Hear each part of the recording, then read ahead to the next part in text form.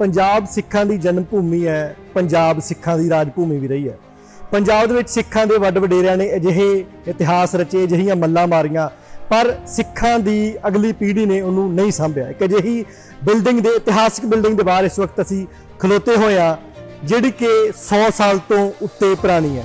सिख कन्या महाविद्यालय school. Professor गुरमुख सिंह जी ने एक स्टेज के उत्ते गल कही सी कि किते कोई अबला नूं सबला बनाउण दे लई यतन करेगा तो भाई तखत सिंह जी ने खड़े होकर हाथ जोड़ के कहा सी, परमात्मा मेहर कर, मैं अपना सारा जीवन अबला नूं सबला बनाउण ते ला देवां। इस स्कूल की जी शुरुआत जी है 1892 होंगी है। हाँ जी, स्कूल की जी लड़कियों के स्कूल की शुरुआत 1892 होंगी है। मौजूदा बिल्डिंग जो इत्थे 1914 के करीब जो कंप्लीट हो गया।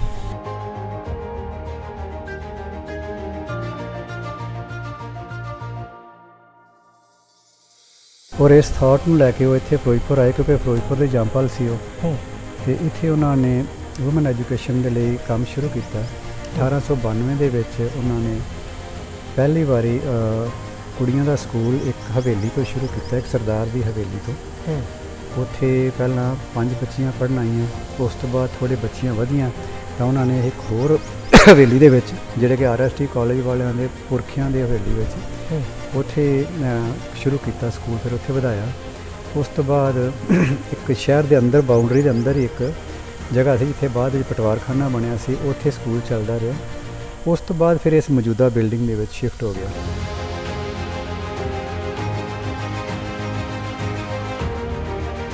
बीबी जी हरनाम कौर जी नाम पहला कुछ होर हुंदा सी, इन्हां दे भी कोऑपरेट करते सी। पहले मतलब वुमन टीचर सी जिहड़ी इत्थे दे स्कूल दी। नाल ही गुरुद्वारा साहब ही इस बिल्डिंग दे विच ही बच्चियां आप पाठ करदियां ने। सिखां दे मतलब एक खास गल आ भी एक सदी पुराने इस सिख स्कूल दे विच गुरुद्वारा साहब जिहड़ा हैगा ये मतलब सुशोभित हुंदा सी, तां उदों नाल धर्म दी विद्या नाल नाल दित्ती जांदी सी। बिल्कुल जी बिल्कुल। अज सन्मान नाल सिर झुकदा इस गल करके कि इहो ਜਿਹੇ लोग जीवन ਦੇ ਵਿੱਚ ਜਦੋਂ ਕੰਮ ਕਰਦੇ ਨੇ ਤੇ ਅਸੀਂ ਉਹਨਾਂ ਦੇ ਕੀਤੇ ਹੋਏ ਕੰਮਾਂ ਨੂੰ ਸੰਭਾਲ ਵੀ ਨਹੀਂ ਸਕਦੇ।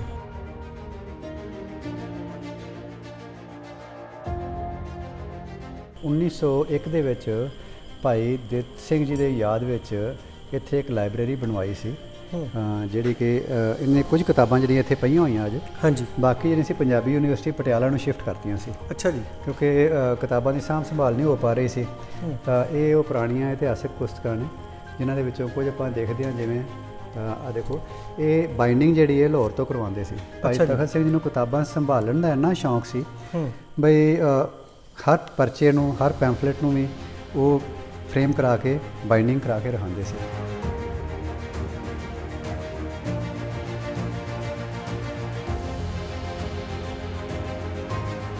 ਇਹ ਜਿਹੜਾ ਖੂਹ ਹੈ ਭਾਈ ਸਾਹਿਬ ਜੀ ਦੇ ਟਾਈਮ ਦਾ ਬਣਿਆ ਹੋਇਆ, ਕਾਫੀ ਡੂੰਘਾ ਬਣਿਆ ਹੋਇਆ। ਇੱਥੋਂ ਪਾਣੀ ਲਿਆ ਜਾਂਦਾ ਸੀ ਔਰ ਇਹਦੇ ਜਿਹੜੇ ਪਲਸਤਰ ਵੀ ਜਿਹੜਾ ਚੂਨੇ ਦਾ ਹੀ ਹੋਇਆ ਹੋਇਆ। ਅੱਛਾ ਜੀ। ਤੇ ਪਹਿਲਾਂ ਪਾਣੀ ਦਾ ਲੈਵਲ ਉੱਚਾ ਹੁੰਦਾ ਸੀ, ਹੁਣ ਤਾਂ ਧਰਤੀ ਹੇਠਲਾ ਪਾਣੀ ਪੰਜਾਬ ਦਾ ਕਾਫੀ ਡਾਊਨ ਚਲਾ ਗਿਆ ਔਰ ਕੁਆਲਿਟੀ ਵੀ ਮਾੜੀ ਹੈ। ਪਹਿਲਾਂ ਖੂਹਾਂ ਦਾ ਪਾਣੀ ਵਰਤਿਆ ਜਾਂਦਾ ਸੀ ਔਰ ਇਹ ਪਾਣੀ ਲੰਗਰ ਵਾਸਤੇ ਵੀ, ਇਹ ਪਾਣੀ ਬੱਚਿਆਂ ਦੇ ਇਸ਼ਨਾਨ ਪਾਣੀ ਵਾਸਤੇ ਵਰਤਿਆ ਜਾਂਦਾ ਸੀ। ਭਾਈ ਤਖਤ ਸਿੰਘ ਜੀ ਨੇ ਇਹਦੇ ਵਾਸਤੇ ਸਪੈਸ਼ਲ ਇਹ ਕੀਤਾ ਹੋਇਆ ਸੀ ਕਿ ਇਹ ਪਾਣੀ ਕੱਢ ਕੇ ਇੱਕ ਕੜਾਹੇ ਵਿੱਚ ਆਉਂਦਾ ਸੀ। ਉਸ ਕੜਾਹੇ ਦੇ ਵਿੱਚ ਥੱਲੇ ਭਾਈ ਸਾਹਿਬ ਅੱਗ ਬਾਲਦੇ ਸੀ, ਆਪ ਲੱਕੜਾਂ ਆਪ ਪਾਉਂਦੇ ਸੀ। ਅੱਗ ਬਾਲਦੇ ਸੀ, ਉਹ ਪਾਣੀ ਗਰਮ ਹੁੰਦਾ ਸੀ। ਉਸ ਗਰਮ ਪਾਣੀ ਨੂੰ ਜਿਹੜਾ ਪਾਈਪ ਦੇ ਰਾਹੀਂ ਬਾਥਰੂਮ ਦੇ ਵਿੱਚ ਲਿਜਾਇਆ ਜਾਂਦਾ ਸੀ, ਜਿੱਥੇ ਕਿ ਬੱਚੀਆਂ ਇਸ਼ਨਾਨ ਪਾਣੀ ਕਰਦੀਆਂ ਸਿਆਲਾਂ ਦੇ ਵਿੱਚ। ਸਿਆਲਾਂ ਦੇ ਵਿੱਚ ਉਹਨਾਂ ਵੇਲਿਆਂ ਵਿੱਚ ਵੀ ਗਰਮ ਪਾਣੀ ਮੁਹੱਈਆ ਕੀਤਾ ਜਾਂਦਾ ਸੀ।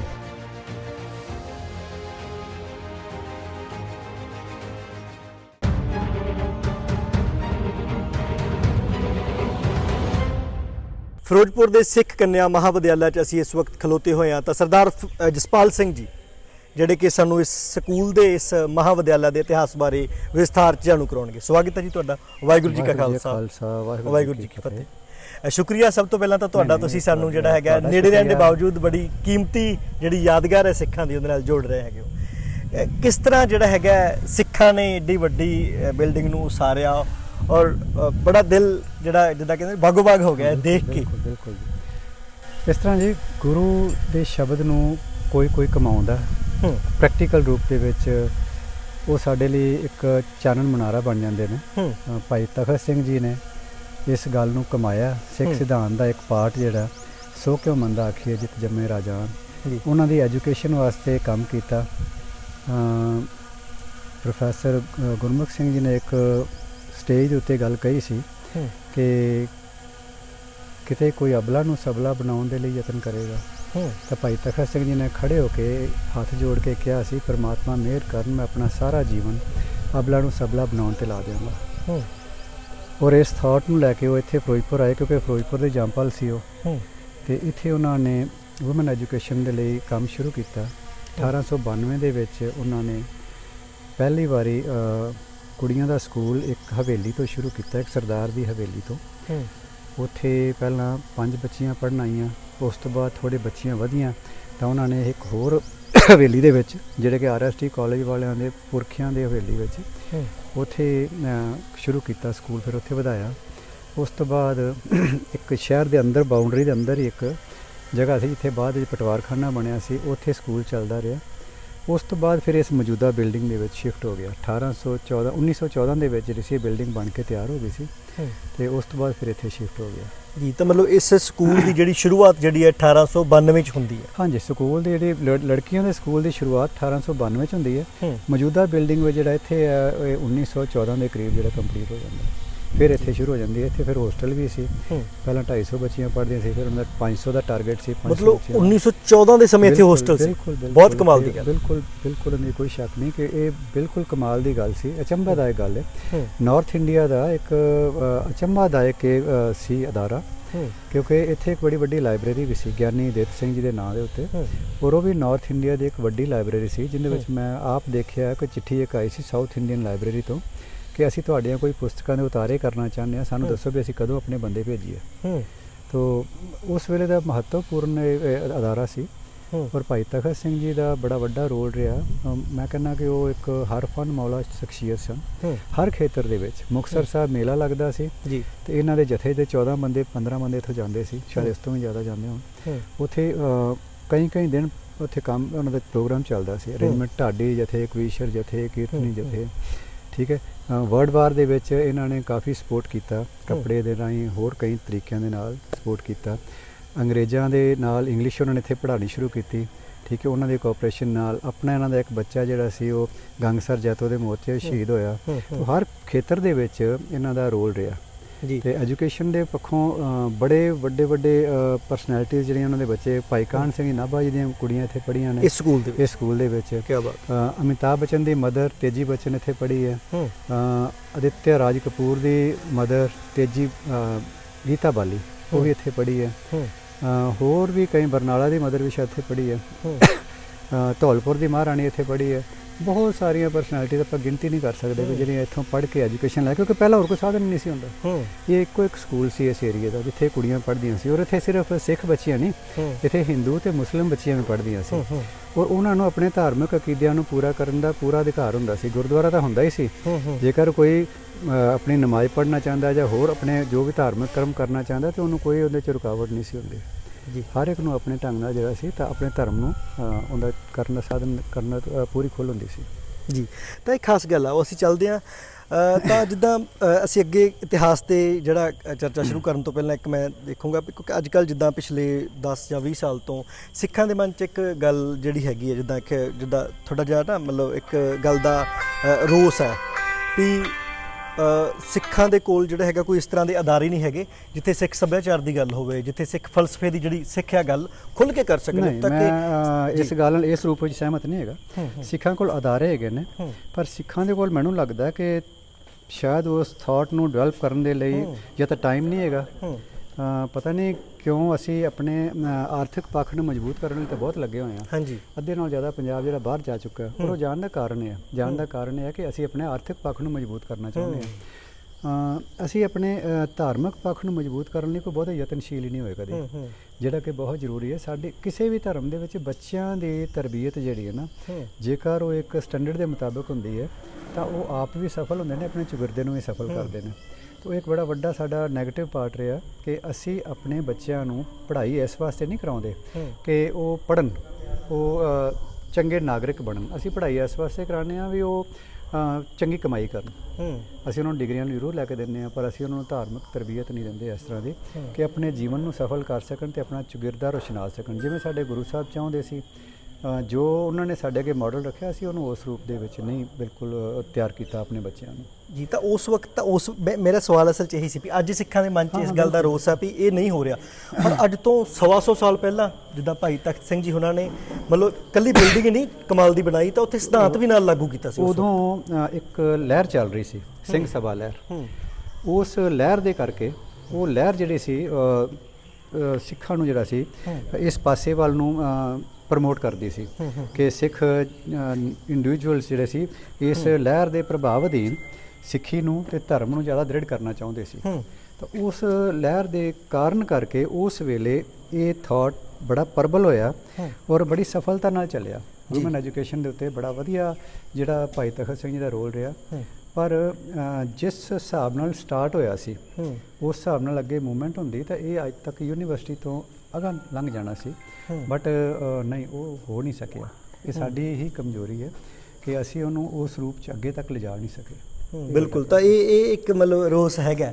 ਸਭ ਤੋਂ ਪਹਿਲਾਂ ਤਾਂ ਇਹ ਬਿਲਡਿੰਗ ਨੂੰ ਹੀ ਜਦੋਂ ਤੁਸੀਂ ਦੇਖਦੇ ਆ ਤਾਂ ਇਸ ਤਰ੍ਹਾਂ ਲੱਗਦਾ ਵੀ ਜਿੱਦਾਂ ਸਿੱਖਾਂ ਦਾ ਸ਼ਾਇਦ ਕੋਈ ਬਹੁਤ ਵੱਡਾ ਕਿਲ੍ਹਾ ਹੋਵੇ। ਹਾਲਾਂਕਿ ਪੰਜਾਬ ਦੇ ਵਿੱਚ ਜਾਂ ਮਤਲਬ ਭਾਰਤ ਦੇ ਵਿੱਚ ਹੀ ਸਿੱਖਾਂ ਦੀਆਂ ਬਹੁਤ ਗਿਣਤੀ ਦੀਆਂ ਜਿਹੜੀਆਂ ਇਤਿਹਾਸਕ ਜਿਹੜੀਆਂ ਥਾਵਾਂ, ਕਿਲੇ ਹੋਣ ਜਾਂ ਗੁਰਦੁਆਰਾ ਸਾਹਿਬਾਨ ਹੋਣ ਜਾਂ ਗੁਰੂ ਪਾਤਸ਼ਾਹ ਦੇ ਮਹਿਲ ਹੋਣ ਜਾਂ ਉਹਨਾਂ ਦੇ ਘਰ ਹੋਣ, ਕੁਝ ਵੀ ਹੋਵੇ, ਪੁਰਾਤਨ ਇਮਾਰਤਾਂ ਬਹੁਤ ਘੱਟ ਨੇ। ਤੁਸੀਂ ਇੱਕ ਵਾਰ ਕੈਮਰਾ ਘੁਮਾ ਕੇ ਦਿਖਾਓ ਕਿੰਨਾ ਆਲੀਸ਼ਾਨ ਤੇ ਕਿੰਨਾ ਸ਼ਾਨਦਾਰ ਜਿਹੜਾ ਇਹ ਬਿਲਡਿੰਗ ਜਿਹੜੀ 1914 ਦੇ ਜਿਹੜਾ ਹੈਗਾ ਲਗਭਗ ਇਤਿਹਾਸ ਦੇ ਵਿੱਚ ਸਾਨੂੰ ਜਸਪਾਲ ਸਿੰਘ ਉਹਨਾਂ ਦੱਸਿਆ ਵੀ ਜਦੋਂ ਇਹ ਬਿਲਡਿੰਗ ਕੰਪਲੀਟ ਹੋਈ ਤਾਂ ਉਸ ਵਕਤ 250-200 ਤੋਂ ਵੱਧ ਬੱਚੀਆਂ ਦੇ ਲਈ ਇੱਥੇ ਰਹਿਣ ਦਾ ਪ੍ਰਬੰਧ ਸੀ। ਕਮਾਲ ਦੀ ਗੱਲ ਹੈ। ਤਾਂ ਕਿਸ ਤਰ੍ਹਾਂ ਆਖਰ ਜਿਹੜਾ ਹੈਗਾ ਸਿੱਖਾਂ ਦੇ ਵਿਦਿਅਕ ਅਦਾਰੇ ਜਿਹੜੇ ਹੈਗੇ ਆ ਉਹ ਮਤਲਬ ਅੱਗੇ ਵਧਣ ਦੀ ਬਜਾਏ ਪਿੱਛੇ ਨੂੰ ਚੱਲ ਗਏ। ਹੁਣ ਇਤਿਹਾਸ ਵੱਲ ਆ ਜਾਂਦੇ ਜੀ। ਫਿਰ 1914 ਦੀ ਸ਼ੁਰੂਆਤ ਹੋਈ ਤਾਂ ਉਸ ਵਕਤ ਜਦੋਂ ਮਤਲਬ ਪੰਜਾਬ ਦੇ ਵਿੱਚ ਤੇ ਬਹੁਤ ਘੱਟ ਪੜ੍ਹੇ ਲਿਖੇ ਲੋਕ ਸੀ, ਠੀਕ ਸੀਗੇ, ਮਤਲਬ ਸਿੱਖਾਂ ਕੋਲ ਬਹੁਤ ਕਮਾਲ ਦੇ ਵਿਦਵਾਨ ਹੋਏ ਆ ਇੱਕ ਸਦੀ ਪਹਿਲਾਂ, ਪਰ ਬਹੁਤਾਤ ਦੇ ਵਿੱਚ ਨਹੀਂ ਸੀ। ਮਤਲਬ ਜਿੱਦਾਂ ਆਮ ਅਸੀਂ ਦੇਖਦੇ ਮਾਲਵਾ ਇਲਾਕਾ, ਜਿਸ ਇਲਾਕੇ 'ਚ ਸਕੂਲ ਬਣਿਆ, ਅੱਜ ਵੀ ਇਹ ਇਲਾਕਾ ਪਛੜਿਆ, ਬਾਰਡਰ ਇਲਾਕਾ, ਚਲੋ ਬਾਰਡਰ ਤੇ 47 'ਚ ਬਣ ਗਿਆ ਕਿਹਾ ਜਾਂਦਾ ਹੈਗਾ। ਜਿੰਨੇ ਉਸ ਵੇਲੇ ਵਿਦਵਾਨ ਸੀ ਨਾ, ਉਹਨਾਂ ਸਾਰੇ ਵਿਦਵਾਨਾਂ ਦਾ ਇਸ ਸਕੂਲ ਦੇ ਨਾਲ ਕੰਸਰਨ ਰਿਹਾ, ਸੰਬੰਧ ਰਿਹਾ। ਕਰਮ ਸਿੰਘ ਹਿਸਟੋਰੀਅਨ ਇੱਕ ਬੜੇ ਵੱਡੇ ਵਿਦਵਾਨ ਸੀ। ਕਰਮ ਸਿੰਘ ਹਿਸਟੋਰੀਅਨ ਭਾਈ ਤਖਤ ਸਿੰਘ ਜੀ ਨੂੰ ਅਕਸਰ ਮਿਲਦੇ ਸੀ ਔਰ ਕਰਮ ਸਿੰਘ ਹਿਸਟੋਰੀਅਨ ਨੇ ਇੱਕ ਵਾਰੀ ਜਦੋਂ ਇਹਨਾਂ ਨੇ ਗੁਰੂ ਨਾਨਕ ਸਾਹਿਬ ਦੇ ਮੱਕੇਵਾਲ ਦੀ ਉਦਾਸੀ ਨੂੰ ਕਰਨਾ ਸੀ, ਇਹਨਾਂ ਨੇ ਖੋਜ ਕਰਨੀ ਸੀ ਉਹਦੀ ਕਿ ਮੱਕੇ ਜਾ ਕੇ ਗੁਰੂ ਸਾਹਿਬ ਕਿੱਥੇ ਕਿੱਥੇ ਰਹੇ, ਰਸਤੇ ਵਿੱਚ ਕੀ ਕੀ ਪੜਾਅ ਸੀ, ਕਿਵੇਂ ਸੀ। ਤਾਂ ਉਦੋਂ ਭਾਈ ਤਖਤ ਸਿੰਘ ਜੀ ਨੇ ਕਰਮ ਸਿੰਘ ਹਿਸਟੋਰੀਅਨ ਨੂੰ ਸਪੋਰਟ ਕੀਤਾ ਸੀ, ਉਹਨਾਂ ਨੂੰ ਕੱਪੜੇ ਬਣਵਾ ਕੇ ਦਿੱਤੇ ਸੀ। ਅੱਛਾ ਜੀ। ਤਾਂ ਇੱਥੋਂ ਜਾਣ ਵਾਸਤੇ ਉਹਨਾਂ ਨੇ ਸਪੋਰਟ ਕੀਤਾ ਸੀ। ਇਸੇ ਤਰ੍ਹਾਂ ਭਾਈ ਗਿਆਨੀ ਦਿੱਤ ਸਿੰਘ ਜੀ ਨਾਲ ਬੜਾ ਅੱਛੇ ਸਬੰਧ ਸੀ ਇਹਨਾਂ ਦੇ। ਭਾਈ ਕਾਹਨ ਸਿੰਘ ਜੀ ਨਾਭਾ ਨਾਲ ਬੜੇ ਚੰਗੇ ਸਬੰਧ ਸੀ। ਗਿਆਨੀ ਦਿੱਤ ਸਿੰਘ ਜੀ ਦੇ ਅਕਾਲ ਚਲਾਣੇ ਤੋਂ ਬਾਅਦ ਉਹਨਾਂ ਦੇ ਯਾਦ ਵਿੱਚ ਇੱਕ ਲਾਇਬ੍ਰੇਰੀ ਬਣਾਈ ਸੀ ਜਿਹੜੀ ਕਿ ਨਾਰਥ ਇੰਡੀਆ ਦੀ ਇੱਕ ਵੱਡੀ ਲਾਇਬ੍ਰੇਰੀ ਸੀ। ਤੋ ਉਸ ਵਕਤ ਲਾਇਬ੍ਰੇਰੀ ਦਾ ਹੋਣਾ ਬੜਾ ਘੱਟ ਸੀ ਇਸ ਏਰੀਏ ਵਿੱਚ। ਤੋ ਉਸ ਵੇਲੇ ਦੇ ਸਿੱਖ ਬਹੁਤ ਜਾਗਰੂਕ ਸੀ। ਇਸ ਵੇਲੇ ਵਕਤ ਦੀ ਬੜੀ ਸਖਤ ਲੋੜ ਹੈ ਕਿ ਅਸੀਂ ਆਪਣੀ ਜਾਗਰੂਕਤਾ ਨੂੰ ਦੁਬਾਰਾ ਉਭਾਰੀਏ। ਅਸੀਂ ਆਪਣੇ ਪਰਿਵਾਰਾਂ ਦੇ ਪ੍ਰਤੀ, ਆਪਣੇ ਬੱਚਿਆਂ ਦੇ ਪ੍ਰਤੀ, ਆਪਣੇ ਚੁਗਿਰਦੇ ਦੇ ਆਉਣ ਵਾਲੇ ਜਨਰੇਸ਼ਨ ਦੇ ਪ੍ਰਤੀ ਥੋੜ੍ਹਾ ਜਿਹਾ ਲਾਇਬਲ ਹੋਈਏ, ਜ਼ਿੰਮੇਵਾਰੀ ਨੂੰ ਸਮਝੀਏ ਅਤੇ ਇਹਨਾਂ ਸਕੂਲਾਂ ਨੂੰ ਇਸ ਰੂਪ ਦੇ ਵਿੱਚ ਖੜਾ ਕਰੀਏ ਜਿੱਥੇ ਅਸੀਂ ਆਪਣੇ ਬੱਚਿਆਂ ਨੂੰ ਸਹੀ ਤਰਬੀਅਤ ਦੇ ਸਕੀਏ। ਇੱਕ ਜੀਵਨ ਦਾ ਸਹੀ ਢੰਗ ਜਿਹੜਾ ਇਹਨਾਂ ਸਕੂਲਾਂ ਦੇ ਰਾਹੀਂ ਉਹਨਾਂ ਬੱਚਿਆਂ ਤੱਕ ਪਹੁੰਚੇ, ਇਹ ਬੜਾ ਜ਼ਰੂਰੀ ਹੈ। ਇਹਦੇ ਲਈ ਮੈਂ ਛੋਟੀ ਜਿਹੀ ਇੱਕ ਐਗਜ਼ਾਮਪਲ ਦਿੰਦਾ। ਇਹ ਇੱਕ ਚੈਲੰਜ ਹੈ ਸਾਰੇ ਸਿੱਖ ਕਮਿਊਨਿਟੀ ਨੂੰ ਕਿ ਲਵਲੀ ਸਵੀਟਸ ਨੇ ਆਪਣੇ ਲੱਡੂਆਂ ਤੋਂ ਕੰਮ ਸ਼ੁਰੂ ਕੀਤਾ, ਮਠਿਆਈਆਂ ਬਣਾਈਆਂ। ਉਸ ਤੋਂ ਬਾਅਦ ਉਹਨਾਂ ਨੇ ਇੱਕ ਯੂਨੀਵਰਸਿਟੀ ਖੜੀ ਕੀਤੀ ਜਿਹੜੀ ਕਿ ਦੁਨੀਆ ਵਿੱਚ ਅੱਜ ਜਾਣੀ ਜਾਂਦੀ ਹੈ, ਲਵਲੀ ਯੂਨੀਵਰਸਿਟੀ। 1892 ਦੇ ਵਿੱਚ ਭਾਈ ਤਖਤ ਸਿੰਘ ਜੀ ਨੇ ਵੂਮਨ ਐਜੂਕੇਸ਼ਨ 'ਤੇ ਕੰਮ ਸ਼ੁਰੂ ਕੀਤਾ। 1914 ਦੇ ਵਿੱਚ ਐਡੀ ਵਿਸ਼ਾਲ ਇਮਾਰਤ ਖੜੀ ਕਰਤੀ ਅਤੇ ਅੱਜ 2023 ਹੈ। ਅਸੀਂ ਕਿੱਥੇ ਖੜੇ ਹਾਂ? ਸਹੀ, ਅਸੀਂ ਇਹਨੂੰ ਯੂਨੀਵਰਸਿਟੀ ਤੱਕ ਕਿਉਂ ਨਹੀਂ ਲੈ ਕੇ ਜਾ ਸਕੇ? ਸਾਡੇ ਲਈ ਇਹ ਚੈਲੰਜ ਹੈ। ਸਾਡੇ ਲਈ ਇੱਕ ਸਾਡਾ ਸਾਹਮਣੇ ਇੱਕ ਨਿਸ਼ਾਨਾ ਹੈ ਜਿੱਥੇ ਸਾਨੂੰ ਜਾਣਾ ਚਾਹੀਦਾ, ਜਿੱਥੇ ਸਾਨੂੰ ਪਹੁੰਚਣਾ ਚਾਹੀਦਾ। ਤੋ ਮੇਰੀ ਤਾਂ ਇਹ ਗੁਜ਼ਾਰਿਸ਼ ਹੈ ਸਾਰਿਆਂ ਨੂੰ ਕਿ ਸਾਨੂੰ ਸਾਰਿਆਂ ਨੂੰ ਰਲ ਕੇ ਯਤਨ ਕਰਨੇ ਚਾਹੀਦੇ ਨੇ। ਜਿਹੜਾ ਵੀ ਕੋਈ ਸੁਣਦਾ ਦੇਖਦਾ ਕਿ ਅਸੀਂ ਇਸ ਸਕੂਲ ਨੂੰ ਸਪੋਰਟ ਕਰੀਏ, ਇਸ ਢੰਗ ਨਾਲ ਸਪੋਰਟ ਕਰੀਏ ਕਿ ਇਹ ਵੀ ਯੂਨੀਵਰਸਿਟੀ ਬਣੇ ਅਤੇ ਆਉਣ ਵਾਲੇ ਸਮੇਂ ਦੇ ਵਿੱਚ ਬੱਚਿਆਂ ਨੂੰ ਮਾਰਗ ਦਰਸ਼ਨ ਦਾ ਕੰਮ ਦੇਵੇ, ਕੰਮ ਕਰੇ। ਆਓ ਜੀ, ਅੱਜ ਤੁਹਾਨੂੰ ਦਿਖਾਉਂਦੇ ਹਾਂ ਉਹਨਾਂ ਦੇ ਪਰਿਵਾਰ ਨਾਲ ਸੰਬੰਧਿਤ ਉਹਨਾਂ ਦੀਆਂ ਕਾਰਜਕਾਰੀਆਂ ਉਹ ਆਪ ਤਾਂ ਸੇਵਾ ਦਾ ਕੰਮ ਕਰਦੇ ਰਹੇ ਨੇ, ਪਰਿਵਾਰ ਦਾ ਵੀ ਬੜਾ ਵੱਡਾ ਯੋਗਦਾਨ ਰਿਹਾ।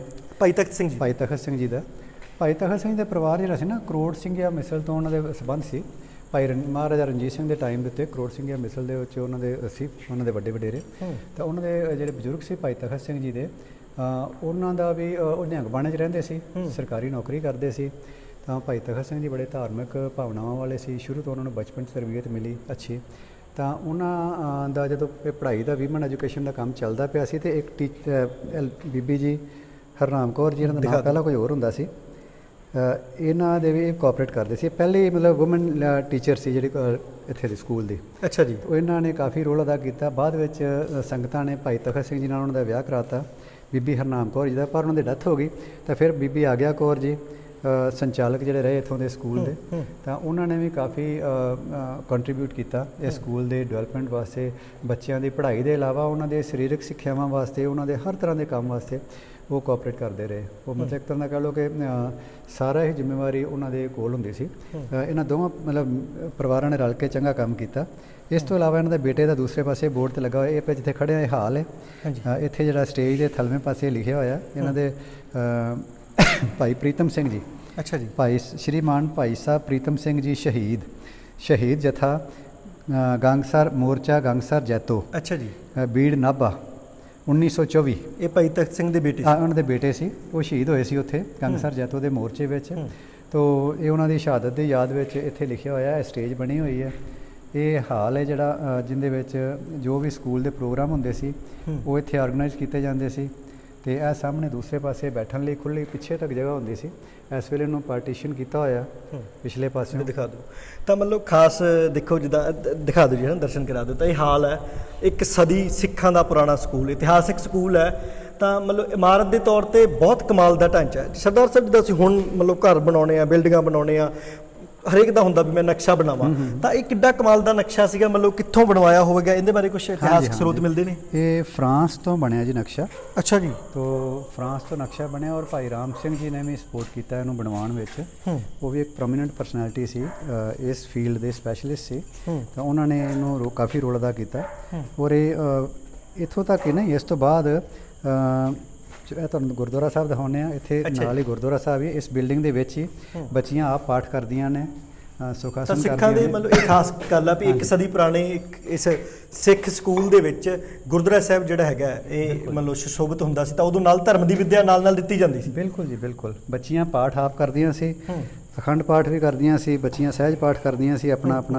ਤਾਂ ਇਸ ਤਰ੍ਹਾਂ ਸਾਰਾ ਹੀ ਜਿਹੜਾ ਸੀ ਉਹਨਾਂ ਦਾ ਸਾਰੇ ਖੇਤਰਾਂ ਦੇ ਵਿੱਚ, ਖੇਡਾਂ ਦੇ ਖੇਤਰ ਵਿੱਚ ਕਾਫੀ ਵੱਡੇ ਰੋਲ ਸੀ। ਡਿਸਟ੍ਰਿਕਟ ਲੈਵਲ ਦੇ 'ਤੇ ਇਹਨਾਂ ਦੀ ਟੀਮਾਂ ਬੜੀਆਂ ਅੱਛੀਆਂ ਪਰਫਾਰਮ ਕਰਦੀਆਂ ਸੀ। ਹਾਕੀ ਦੀ ਟੀਮ ਬੜੀ ਵਧੀਆ ਹੁੰਦੀ ਸੀ ਇਹਨਾਂ ਦੀ। ਅੱਛਾ ਜੀ। ਤੋ ਹਰ ਖੇਤਰ ਦੇ ਵਿੱਚ, ਕਿਉਂਕਿ ਬੱਚੀਆਂ ਜ਼ਿਆਦਾ ਪੇਂਡੂ ਇਲਾਕੇ 'ਚ ਆਉਂਦੀਆਂ ਸੀ, ਇਸ ਕਰਕੇ ਸਰੀਰਕ ਤੌਰ 'ਤੇ ਜ਼ਿਆਦਾ ਸੱਬਲ ਹੁੰਦੀਆਂ ਸੀ।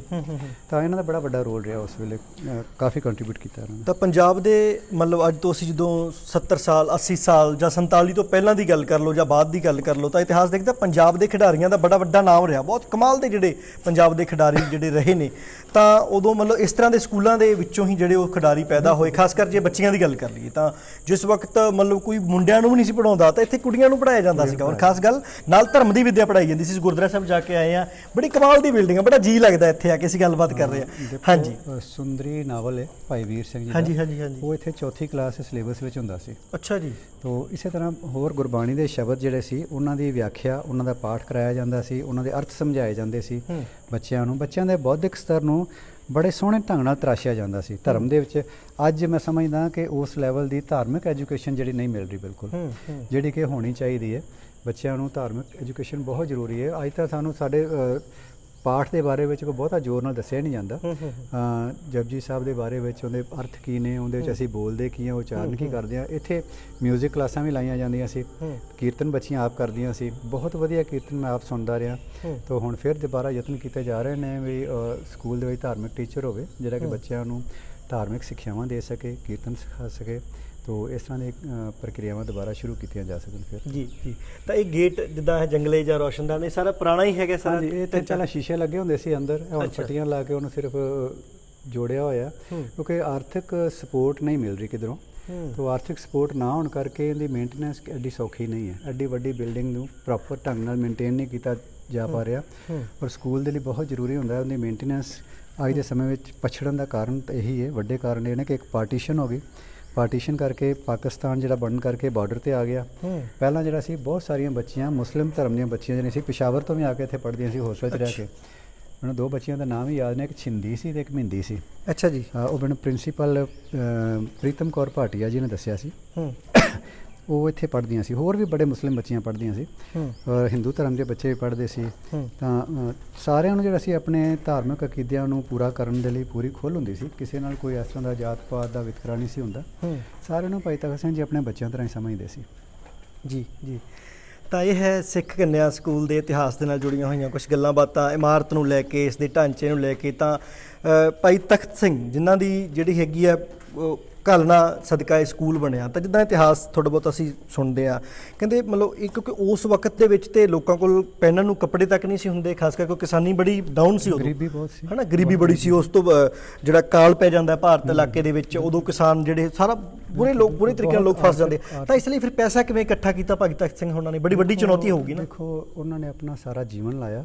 ਉਹਨਾਂ ਨੇ ਪੈਸਾ ਇਕੱਠਾ ਕਰਨ ਲਈ ਸਾਰੀ ਉਮਰ ਸੰਘਰਸ਼ ਵੀ ਕੀਤਾ। ਮੈਂ ਤੁਹਾਨੂੰ ਦੱਸਦਾ ਕਿ ਉਹਨਾਂ ਨੇ ਕਈ ਵਾਰੀ ਆਪਣੇ ਗਹਿਣੇ ਵੀ ਜਿਹੜੇ ਨੇ ਗਹਿਣੇ ਰੱਖੇ ਸਕੂਲ ਨੂੰ ਚਲਾਉਣ ਦੇ ਲਈ। ਤੋ ਟੀਚਰਾਂ ਨੂੰ ਤਨਖਾਹ ਦੇਣ ਲਈ ਪੈਸੇ ਨਾ ਹੋਣੇ ਤਾਂ ਆਪਣੇ ਗਹਿਣੇ ਜਿਹੜੇ ਸੀ ਉਹ ਗਹਿਣੇ ਰੱਖ ਕੇ ਤਨਖਾਹ ਦੇ ਦੇਣੀ। ਬੜਾ ਵੱਡਾ ਰੋਲ ਰਿਹਾ ਉਹਨਾਂ ਦਾ। ਉਹਨਾਂ ਨੇ ਇੱਕ ਪ੍ਰਣ ਕੀਤਾ ਸੀ, ਇੱਕ ਬੜਾ ਵਿਸ਼ਾਲ ਪ੍ਰਣ ਸੀ, ਜਿਹਦੇ ਕਰਕੇ ਉਹਨਾਂ ਨੂੰ ਜਿੰਦਾ ਸ਼ਹੀਦ ਕਿਹਾ ਜਾਂਦਾ। ਜਿੰਦਾ ਸ਼ਹੀਦ ਇਸ ਕਰਕੇ ਕਿਹਾ ਜਾਂਦਾ ਸੀ ਬਈ ਭਾਈ ਤਖਤ ਸਿੰਘ ਜੀ ਉਹਨਾਂ ਨੇ ਇੱਕ ਪ੍ਰਣ ਕਰ ਲਿਆ। ਇੱਕ ਰਾਤ ਉਹ ਇੱਥੋਂ ਚਲੇ ਗਏ ਟ੍ਰੇਨ 'ਚ ਬੈਠ ਕੇ। ਟ੍ਰੇਨ ਚੱਲਦੀ ਸੀ ਉਦੋਂ, ਇੱਥੋਂ ਦਿੱਲੀ ਤੱਕ ਜਾਂਦੀ ਸੀ। ਤਾਂ ਉਸ ਟ੍ਰੇਨ 'ਤੇ ਬੈਠ ਕੇ ਚਲੇ ਗਏ। ਬੱਚਿਆਂ ਨੂੰ ਚਿੱਠੀ ਲਿਖੀ ਬਾਅਦ ਵਿੱਚ ਕਿ ਮੈਂ ਇਸ ਵਿਦਿਆਲਿਆ ਵਾਸਤੇ 50,000 ਰੁਪਈਆ ਇਕੱਠਾ ਕਰਾਂਗਾ। ਜੇ ਇਕੱਠਾ ਹੋ ਗਿਆ ਤਾਂ ਮੈਂ ਵਾਪਸ ਆਵਾਂਗਾ, ਨਹੀਂ ਤਾਂ ਤੁਸੀਂ ਵੀ ਜਿਹੜੇ ਅਨਾਥ ਹੋਰ ਬੱਚੇ ਇੱਥੇ ਰਹਿੰਦੇ ਨੇ ਉਹਨਾਂ ਬੱਚਿਆਂ ਤਰ੍ਹਾਂ ਤੁਸੀਂ ਵੀ ਇਹ ਸੋਚ ਲੈਣਾ ਕਿ ਤੁਸੀਂ ਵੀ ਅਨਾਥ ਹੋ। ਅੱਛਾ। ਤਾਂ ਜਿਵੇਂ ਉਹ ਆਪਣੇ ਪਰਿਵਾਰ ਨੂੰ, ਆਪਣੇ ਬੱਚਿਆਂ ਨੂੰ ਵੀ।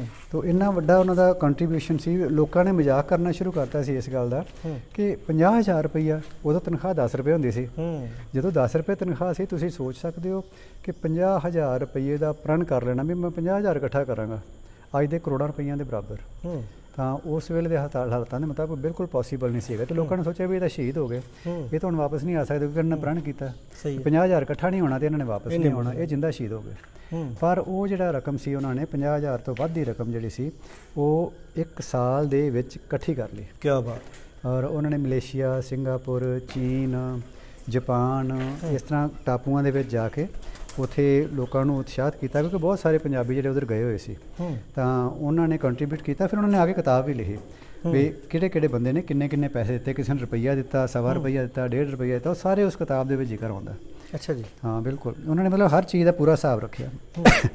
ਔਰ ਉਹ ਜਿਹੜਾ ਸੀ, ਇੱਕ ਹੋਰ ਦੱਸਾਂ, ਉਹਨਾਂ ਨੂੰ ਕਦੀ ਵੀ ਆਪਣੇ ਬਾਰੇ ਵਿੱਚ ਐਕਸਪੋਜ਼ ਕਰਨ ਦੀ ਇੱਛਾ ਨਹੀਂ ਰਹੀ।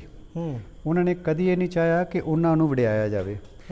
ਜਦੋਂ ਪੈਸੇ ਇਕੱਠੇ ਹੋ ਗਏ, ਉਹਨਾਂ ਨੇ ਵਾਪਸ ਆਉਣਾ ਸੀ, ਗੱਲਬਾਤ ਹੋਈ ਤਾਂ ਸਕੂਲ ਕਮੇਟੀ ਨੇ ਕਿਹਾ ਵੀ ਅਸੀਂ ਤੁਹਾਨੂੰ ਆਨਰ ਕਰਨਾ ਚਾਹੁੰਦੇ ਹਾਂ, ਸਨਮਾਨ ਦੇਣਾ ਚਾਹੁੰਦੇ ਹਾਂ, ਤੁਹਾਡੇ ਆਉਣ ਦੇ ਉੱਤੇ ਅਸੀਂ ਇੱਕ ਬੜਾ ਵੱਡਾ ਪ੍ਰੋਗਰਾਮ ਕਰਨਾ ਚਾਹੁੰਦੇ ਹਾਂ। ਕਹਿੰਦੇ ਬਿਲਕੁਲ ਨਹੀਂ, ਮੇਰੇ ਆਉਣ 'ਤੇ ਕੋਈ ਖਰਚਾ ਨਹੀਂ ਕਰਨਾ, ਮੈਂ ਕਿਸੇ ਵੇਲੇ ਤੁਹਾਨੂੰ ਬਾਹਰ ਦਰਖਤਾਂ ਥੱਲੇ ਬੈਠਾ ਮਿਲਾਂਗਾ। ਕੀ ਬਾਤ। ਇਹ ਆਪਣੀ ਉਹਨਾਂ ਦੀ ਥਾਟ ਹੈ ਕਿ ਕੋਈ ਵਡਿਆਈ ਨਹੀਂ ਚਾਹੁੰਦੇ, ਨਿਸ਼ਕਾਮ ਭਾਵ ਨਾਲ ਕੰਮ ਕਰਦੇ ਨੇ। ਇਹ ਅਸੀਂ ਸੋਚ ਵੀ ਨਹੀਂ ਸਕਦੇ। ਅੱਜ ਸਨਮਾਨ ਨਾਲ ਸਿਰ ਝੁਕਦਾ ਇਸ ਗੱਲ ਕਰਕੇ ਕਿ ਇਹੋ ਜਿਹੇ ਲੋਕ ਜੀਵਨ ਦੇ ਵਿੱਚ ਜਦੋਂ ਕੰਮ ਕਰਦੇ ਨੇ ਤੇ ਅਸੀਂ ਉਹਨਾਂ ਦੇ ਕੀਤੇ ਹੋਏ ਕੰਮਾਂ ਨੂੰ ਸੰਭਾਲ ਵੀ ਨਹੀਂ ਸਕਦੇ। ਸਾਡੇ 'ਤੇ ਭਾਰ ਆਉਂਦਾ ਇਹਨਾਂ ਗੱਲਾਂ ਦਾ ਕਿ ਕੁਛ ਲੋਕ ਕੰਮ ਕਰ ਜਾਂਦੇ ਨੇ, ਅਸੀਂ ਉਹ ਕੀਤੇ ਕੰਮ ਨੂੰ ਉਸ ਲੈਵਲ ਤੱਕ ਸੰਭਾਲ ਵੀ ਨਹੀਂ ਸਕਦੇ। ਜਾਂ ਇੱਦਾਂ ਵੀ ਕਹਿ ਲਓ ਵੀ ਅੱਜ ਜਿੱਦਾਂ ਸਿੱਖਾਂ ਦੇ ਵਿੱਚ ਮਤਲਬ ਚਲੋ ਹਰ ਬੰਦੇ 'ਚ ਹੀ ਆ, ਪਰ ਅਸੀਂ ਆਪਣੇ ਦੀ ਗੱਲ ਪਹਿਲਾਂ ਕਰਾਂਗੇ ਵਿਗਿਆਨੀ ਨੂੰ। ਮਤਲਬ ਸਾਡੇ 'ਚ ਕੰਮ ਘੱਟ ਕਰਕੇ ਵੱਧ ਵਿਖਾਉਣ ਦੀ ਜਿਹੜੀ ਹੈਗੀ ਆ, ਤਾਂ ਹੀ ਤਾਂ ਸ਼ਾਇਦ ਅਸੀਂ ਇਹ ਸਕੂਲ ਦੇਖੋ ਖੰਡਰ ਵਰਗਾ ਬਣ ਗਿਆ ਨਾ। ਛੱਤਾਂ ਦੇਖੋ ਇਹਦੀਆਂ, ਮਤਲਬ ਇੱਥੇ ਕਬੂਤਰ ਨੇ। ਹਾਲਾਂਕਿ ਇੱਕ ਸਦੀ ਪੁਰਾਣਾ ਸਕੂਲ ਸੀ, ਅੱਜ ਤੇ ਦੁਨੀਆ ਦੀ ਸਭ ਤੋਂ ਵੱਡੀ ਯੂਨੀਵਰਸਿਟੀ ਹੋਣੀ ਚਾਹੀਦੀ ਸੀ। ਇੱਕ ਸਪੈਸ਼ਲਾਈਜ਼ਡ ਯੂਨੀਵਰਸਿਟੀ ਬਣ ਸਕਦੀ ਸੀ ਇਹ, ਜਿਹਦੇ ਵਿੱਚ ਇੱਕ ਵੂਮਨ ਐਜੂਕੇਸ਼ਨ ਦੇ ਉੱਤੇ ਕੰਮ ਹੋਣਾ ਚਾਹੀਦਾ ਸੀ। ਅਜੇ ਵੀ ਕੁਝ ਲੋਕ ਇਸ ਸਕੂਲ ਦੇ ਉੱਤੇ PhD ਕਰਦੇ ਨੇ। ਅੱਛਾ। ਕੋਈ ਵੱਖਰੇ ਜਿਸ ਤਰ੍ਹਾਂ ਹੁਣ ਪਿੱਛੇ ਜੇ ਕੁੜੀ ਆਈ ਸੀ, ਉਹ ਵੂਮਨ ਐਜੂਕੇਸ਼ਨ 'ਤੇ ਕੰਮ ਕਰ ਰਹੀ ਸੀ, ਉਹਨੇ PhD ਕੀਤੀ, ਉਹਨੇ ਇੱਥੇ ਸਕੂਲ 'ਚ ਕਾਫੀ ਟਾਈਮ ਲਾਇਆ, ਉਹਨੇ ਕਾਫੀ ਕੰਟਰੀਬਿਊਟ ਕੀਤਾ ਔਰ ਉਹਨੇ ਕਾਫੀ ਲੋਕਾਂ ਤੱਕ ਇਹਦੇ ਬਾਰੇ 'ਚ ਪਹੁੰਚਾਇਆ ਵੀ, ਸਕੂਲ ਦੇ ਬਾਰੇ ਜਾਣਕਾਰੀ ਵੀ ਦਿੱਤੀ। ਇਸੇ ਤਰ੍ਹਾਂ ਵੱਖਰੇ ਵੱਖਰੇ ਐਸਪੈਕਟ ਨਾਲ ਜਿਹੜੇ ਕੰਮ ਕਰਦੇ ਨੇ, PhD ਕਰਦੇ ਨੇ, ਉਹਨਾਂ ਨੂੰ ਇੱਥੇ ਰੈਫਰੈਂਸ ਦੀ ਲੋੜ ਪੈਂਦੀ ਹੈ। ਅੱਛਾ, ਇੱਥੇ ਆਉਂਦੇ ਨੇ, ਇੱਥੇ ਰਹਿੰਦੇ ਨੇ। ਇੱਥੋਂ ਲਾਇਬ੍ਰੇਰੀ ਦਾ ਇਹ ਪੁਰਾਣੇ ਗੇਟ ਨੇ, 4 ਗੁੱਠਾਂ ਦੇ ਵਿੱਚ ਪੁਰਾਣੇ 4 ਤਾਂ ਅਸੀਂ ਗੱਲਬਾਤ ਕਰਦੇ ਕਰਦੇ ਇਤਿਹਾਸ ਦੇ ਨਾਲ ਨਾਲ ਨਾ ਇਹ ਥੋੜਾ ਬਿਲਡਿੰਗ ਦਾ ਵੀ ਦੇਖਾਂਗੇ, ਕਿਉਂਕਿ ਇਹ ਵੱਡੇ ਵੱਡੇ ਗੇਟ ਪੁਰਾਣੇ ਹੈਗੇ ਸਰ। ਪੁਰਾਣੇ ਸਾਰੇ ਗੇਟ ਨੇ, 4 ਗੁੱਠਾਂ ਦੇ ਗੇਟ ਨੇ, 4 ਗੁੱਠਾਂ ਦੇ ਪੌੜੀਆਂ ਨੇ। ਅੱਛਾ ਜੀ। ਇਸ ਤਰ੍ਹਾਂ ਦੀਆਂ। ਇਹ ਜਿਹੜਾ ਗੇਟ ਹੈ ਇੱਥੋਂ ਬਾਹਰ ਵਾਸਤੇ, ਇਧਰ ਪਿੱਛੇ 4 ਕਿੱਲੇ ਜ਼ਮੀਨ ਵੀ ਹੈ। ਅੱਛਾ ਜੀ। ਤੇ ਇਸ ਬਾਥਰੂਮ ਇਸ ਵੇਲੇ ਪ੍ਰੈਜ਼ੈਂਟਲੀ ਇੱਥੇ ਬਾਥਰੂਮ ਨੇ ਬਾਰ-ਬਾਰ। ਅੱਛਾ ਜੀ। ਤੋਂ ਬੱਚਿਆਂ ਦੇ ਵਾਸਤੇ ਬਣੇ ਹੋਏ ਨੇ ਇੱਥੇ ਜੀ। ਤਾਂ ਮਤਲਬ ਇਮਾਰਤ ਦਾ ਜਿਹੜਾ ਢਾਂਚਾ ਵੀ ਹੈਗਾ ਉਹ ਜਿੱਦਾਂ ਇੱਕ ਕਿਲੇ ਵਾਂਗ ਬਿਲਕੁਲ ਮਜ਼ਬੂਤ, ਇੱਕ ਸਦੀ ਪੁਰਾਣਾ ਜੰਗਲੀ ਇਲਾਕਾ ਹੋਏਗਾ। ਚਾਰੋਂ ਪਾਸਿਓਂ ਇਹ ਸ਼ਹਿਰ ਤੋਂ ਬਾਹਰ-ਬਾਹਰ ਸੀ। ਇਹਨੂੰ ਪੂਰਾ ਮਜ਼ਬੂਤੀ ਦਿੱਤੀ ਹੈ ਕਿਲੇ ਵਾਂਗੂ, ਵੀ ਇਹਦੇ ਅੰਦਰ ਕੋਈ ਨਾ ਆ ਸਕੇ। ਅੱਛਾ ਜੀ। ਉਸ ਵੇਲੇ ਬੜੀ ਪਾਬੰਦੀ ਸੀ, ਬੜੀ ਸਖਤੀ ਹੁੰਦੀ ਸੀ। ਭਾਈ ਸਾਹਿਬ ਆਪ ਬੜੀ ਪਾਬੰਦੀ 'ਚ ਰਹਿੰਦੇ ਸੀ। ਇੱਥੋਂ ਤੱਕ ਕਿ ਖੂਹ ਸੀ, ਤੇ ਖੂਹ ਜਦੋਂ ਉਹ ਖੂਹ ਨਾਲ ਪਾਣੀ ਭਰਦੇ ਸੀ ਸਰਦੀਆਂ ਵਿੱਚ, ਉਹ ਪਾਣੀ ਦਾ ਇੱਕ ਪਾਈਪ ਰਾਹੀਂ ਕੜਾਹੇ 'ਚ ਇਕੱਠਾ ਕਰਦੇ ਸੀ। ਕੜਾਹੇ ਦੇ ਥੱਲੇ ਅੱਗ ਉਹ ਆਪ ਬਾਲਦੇ ਸੀ। ਅੱਛਾ ਜੀ। ਅੱਗ ਬਾਲ ਕੇ ਉਹ ਕੜਾਹੇ ਨੂੰ ਪਾਣੀ ਗਰਮ ਕਰਦੇ ਸੀ। ਫਿਰ ਉਹ ਕੜਾਹੇ ਦੇ ਵਿੱਚੋਂ ਅੱਗੇ ਪਾਈਪਾਂ ਬਾਥਰੂਮ ਜਾਂਦੀਆਂ ਸੀ ਗਰਮ ਪਾਣੀ ਦੀਆਂ। ਉਦੋਂ ਗਰਮ ਪਾਣੀ ਦਾ ਅਰੇਂਜਮੈਂਟ ਜਿਹੜਾ ਇਸ ਤਰ੍ਹਾਂ ਹੁੰਦਾ ਸੀ। ਤਾਂ ਉਹਨਾਂ ਨੇ ਹਰ ਖੇਤਰ ਦੇ ਵਿੱਚ ਉਹਨਾਂ ਨੇ ਆਪਣੇ ਬੱਚਿਆਂ ਤਰ੍ਹਾਂ ਸੰਭਾਲਿਆ। ਉਹਨਾਂ ਨੇ ਕਿਸੇ ਦੇ ਬੱਚਿਆਂ ਨੂੰ ਨਹੀਂ ਪੜ੍ਹਾਇਆ, ਉਹਨਾਂ ਨੇ ਆਪਣੀਆਂ ਬੱਚੀਆਂ ਨੂੰ ਪੜ੍ਹਾਇਆ। ਉਹਨਾਂ ਦਾ ਇੱਕ ਕਹਿਣਾ ਸੀ, ਕਹਿੰਦੇ ਵੀ ਮਾਂ ਪਿਓ ਆਪਣੇ 1-2 ਧੀਆਂ ਨੂੰ ਤੋਰਦੇ ਨੇ, ਤੇ ਮੈਂ ਹਰ ਸਾਲ ਕਿੰਨੀਆਂ ਹੀ ਧੀਆਂ ਤੋਰਦਾ। ਤੇ ਜਿਹੜੀਆਂ ਸਕੂਲ ਤੋਂ ਐਜੂਕੇਸ਼ਨ ਲੈ ਕੇ ਜਾਂਦੀਆਂ ਸੀ, ਉਹ ਆਪਣੀ ਧੀ ਤੋਰਨ ਦੇ ਬਰਾਬਰ ਮਹਿਸੂਸ ਕਰਦੇ ਸੀ। ਤਾਂ ਇਹ ਬੜਾ ਵੱਡਾ ਇੱਕ ਰੋਲ ਹੁੰਦਾ। ਉਹ ਇੱਕ ਟੀਚਰ ਜਾਂ ਇੱਕ ਪ੍ਰਿੰਸੀਪਲ ਨਹੀਂ ਸੀ, ਉਹ ਇੱਕ ਪਿਤਾ ਸੀ। ਤੇ ਬੱਚੀਆਂ ਵੀ ਉਹਨਾਂ ਨੂੰ ਚਿੱਠੀਆਂ ਵਿੱਚ ਪਿਤਾ ਜੀ ਕਰਕੇ ਲਿਖਦੀਆਂ ਨੇ। ਤਾਂ ਇੰਨਾ ਉਹਨਾਂ ਦਾ ਜਿਹੜਾ ਸੀ ਅਟੈਚਮੈਂਟ ਹੁੰਦੀ ਸੀ ਆਪਣੇ ਬੱਚਿਆਂ ਦੇ ਨਾਲ ਜੀ। ਤੇ ਸਿੱਖ ਕੰਨਿਆ ਸਕੂਲ ਦੇਖੋ, 5 ਜਿਹੜਾ 4 ਸਾਹਿਬਜ਼ਾਦਿਆਂ ਦੇ ਨਾਮ ਜਿਹੜਾ ਇਸ ਜਿਹੜਾ ਬਲੈਕ ਬੋਰਡ ਦੇ ਉੱਤੇ ਉਹ ਉਕਰੇ ਹੋਏ ਆ। ਤਾਂ ਸਿੱਖਾਂ ਦੇ ਸਕੂਲ ਹੋਣਗੇ ਤਾਂ ਉੱਥੇ ਤੁਹਾਨੂੰ ਸਾਹਿਬਜ਼ਾਦਿਆਂ ਦੇ ਨਾਮ, 5 ਪਿਆਰੇ ਸਾਹਿਬਾਨ ਦੇ ਨਾਮ, 5 ਤਖਤਾਂ ਦੇ ਨਾਮ ਹੀ ਮਿਲਣਗੇ। ਅੱਜ ਇਹ ਵਾਰ-ਵਾਰ ਜਿਹੜੀ ਗੱਲ ਹੈ, ਕਿਉਂਕਿ ਮੀਡੀਆ ਦਾ ਜ਼ਮਾਨਾ, ਮੀਡੀਆ ਦੇ ਵਿੱਚ ਨਾ ਮਤਲਬ ਹਰ ਹਫਤੇ ਜਾਂ ਹਰ ਮਹੀਨੇ ਕੁਛ ਨਾ ਕੁਛ ਇਸ ਤਰ੍ਹਾਂ ਦਾ ਮੁੱਦਾ ਰਹਿੰਦਾ ਵੀ ਫਲਾਣੇ ਸਕੂਲ ਦੇ ਵਿੱਚ ਜੀ ਸਿੱਖ ਦੇ ਕੜਾ ਪਾਇਆ ਸੀ ਤਾਂ ਰੋਕ ਦਿੱਤਾ, ਉਹਦੇ ਕਕਾਰ ਪਾਇਆ ਸੀ ਕਹਿੰਦੇ ਪੇਪਰ ਨਹੀਂ ਦੇਣ ਦੇਣਾ, ਉਹਦੀ ਪੱਗ ਲੋਹਾ ਲਈ, ਵਿਦੇਸ਼ਾਂ 'ਚ ਵੀ ਬਣ ਕੇ। ਮਤਲਬ ਇਹ ਤੇ ਸਾਡੀਆਂ ਆਪਣੀਆਂ ਆ ਦੇਖੋ, ਇੱਥੇ 10 ਗੁਰੂ ਪਾਤਸ਼ਾਹ ਜੀ ਦੇ ਨਾਮ ਜਿਹੜੇ ਹੈਗੇ ਨੇ ਉਹ ਲਿਖੇ ਹੋਏ ਨੇ, ਔਰ 5 ਨਾਮ ਜਿਹੜੇ ਇਹ ਬੱਚਿਆਂ ਵੱਲ 5 ਇੱਥੇ ਲਿਖੇ ਨੇ, 5 ਅਗਲੇ ਬਲੈਕ ਬੋਰਡ 'ਤੇ ਲਿਖੇ ਨੇ।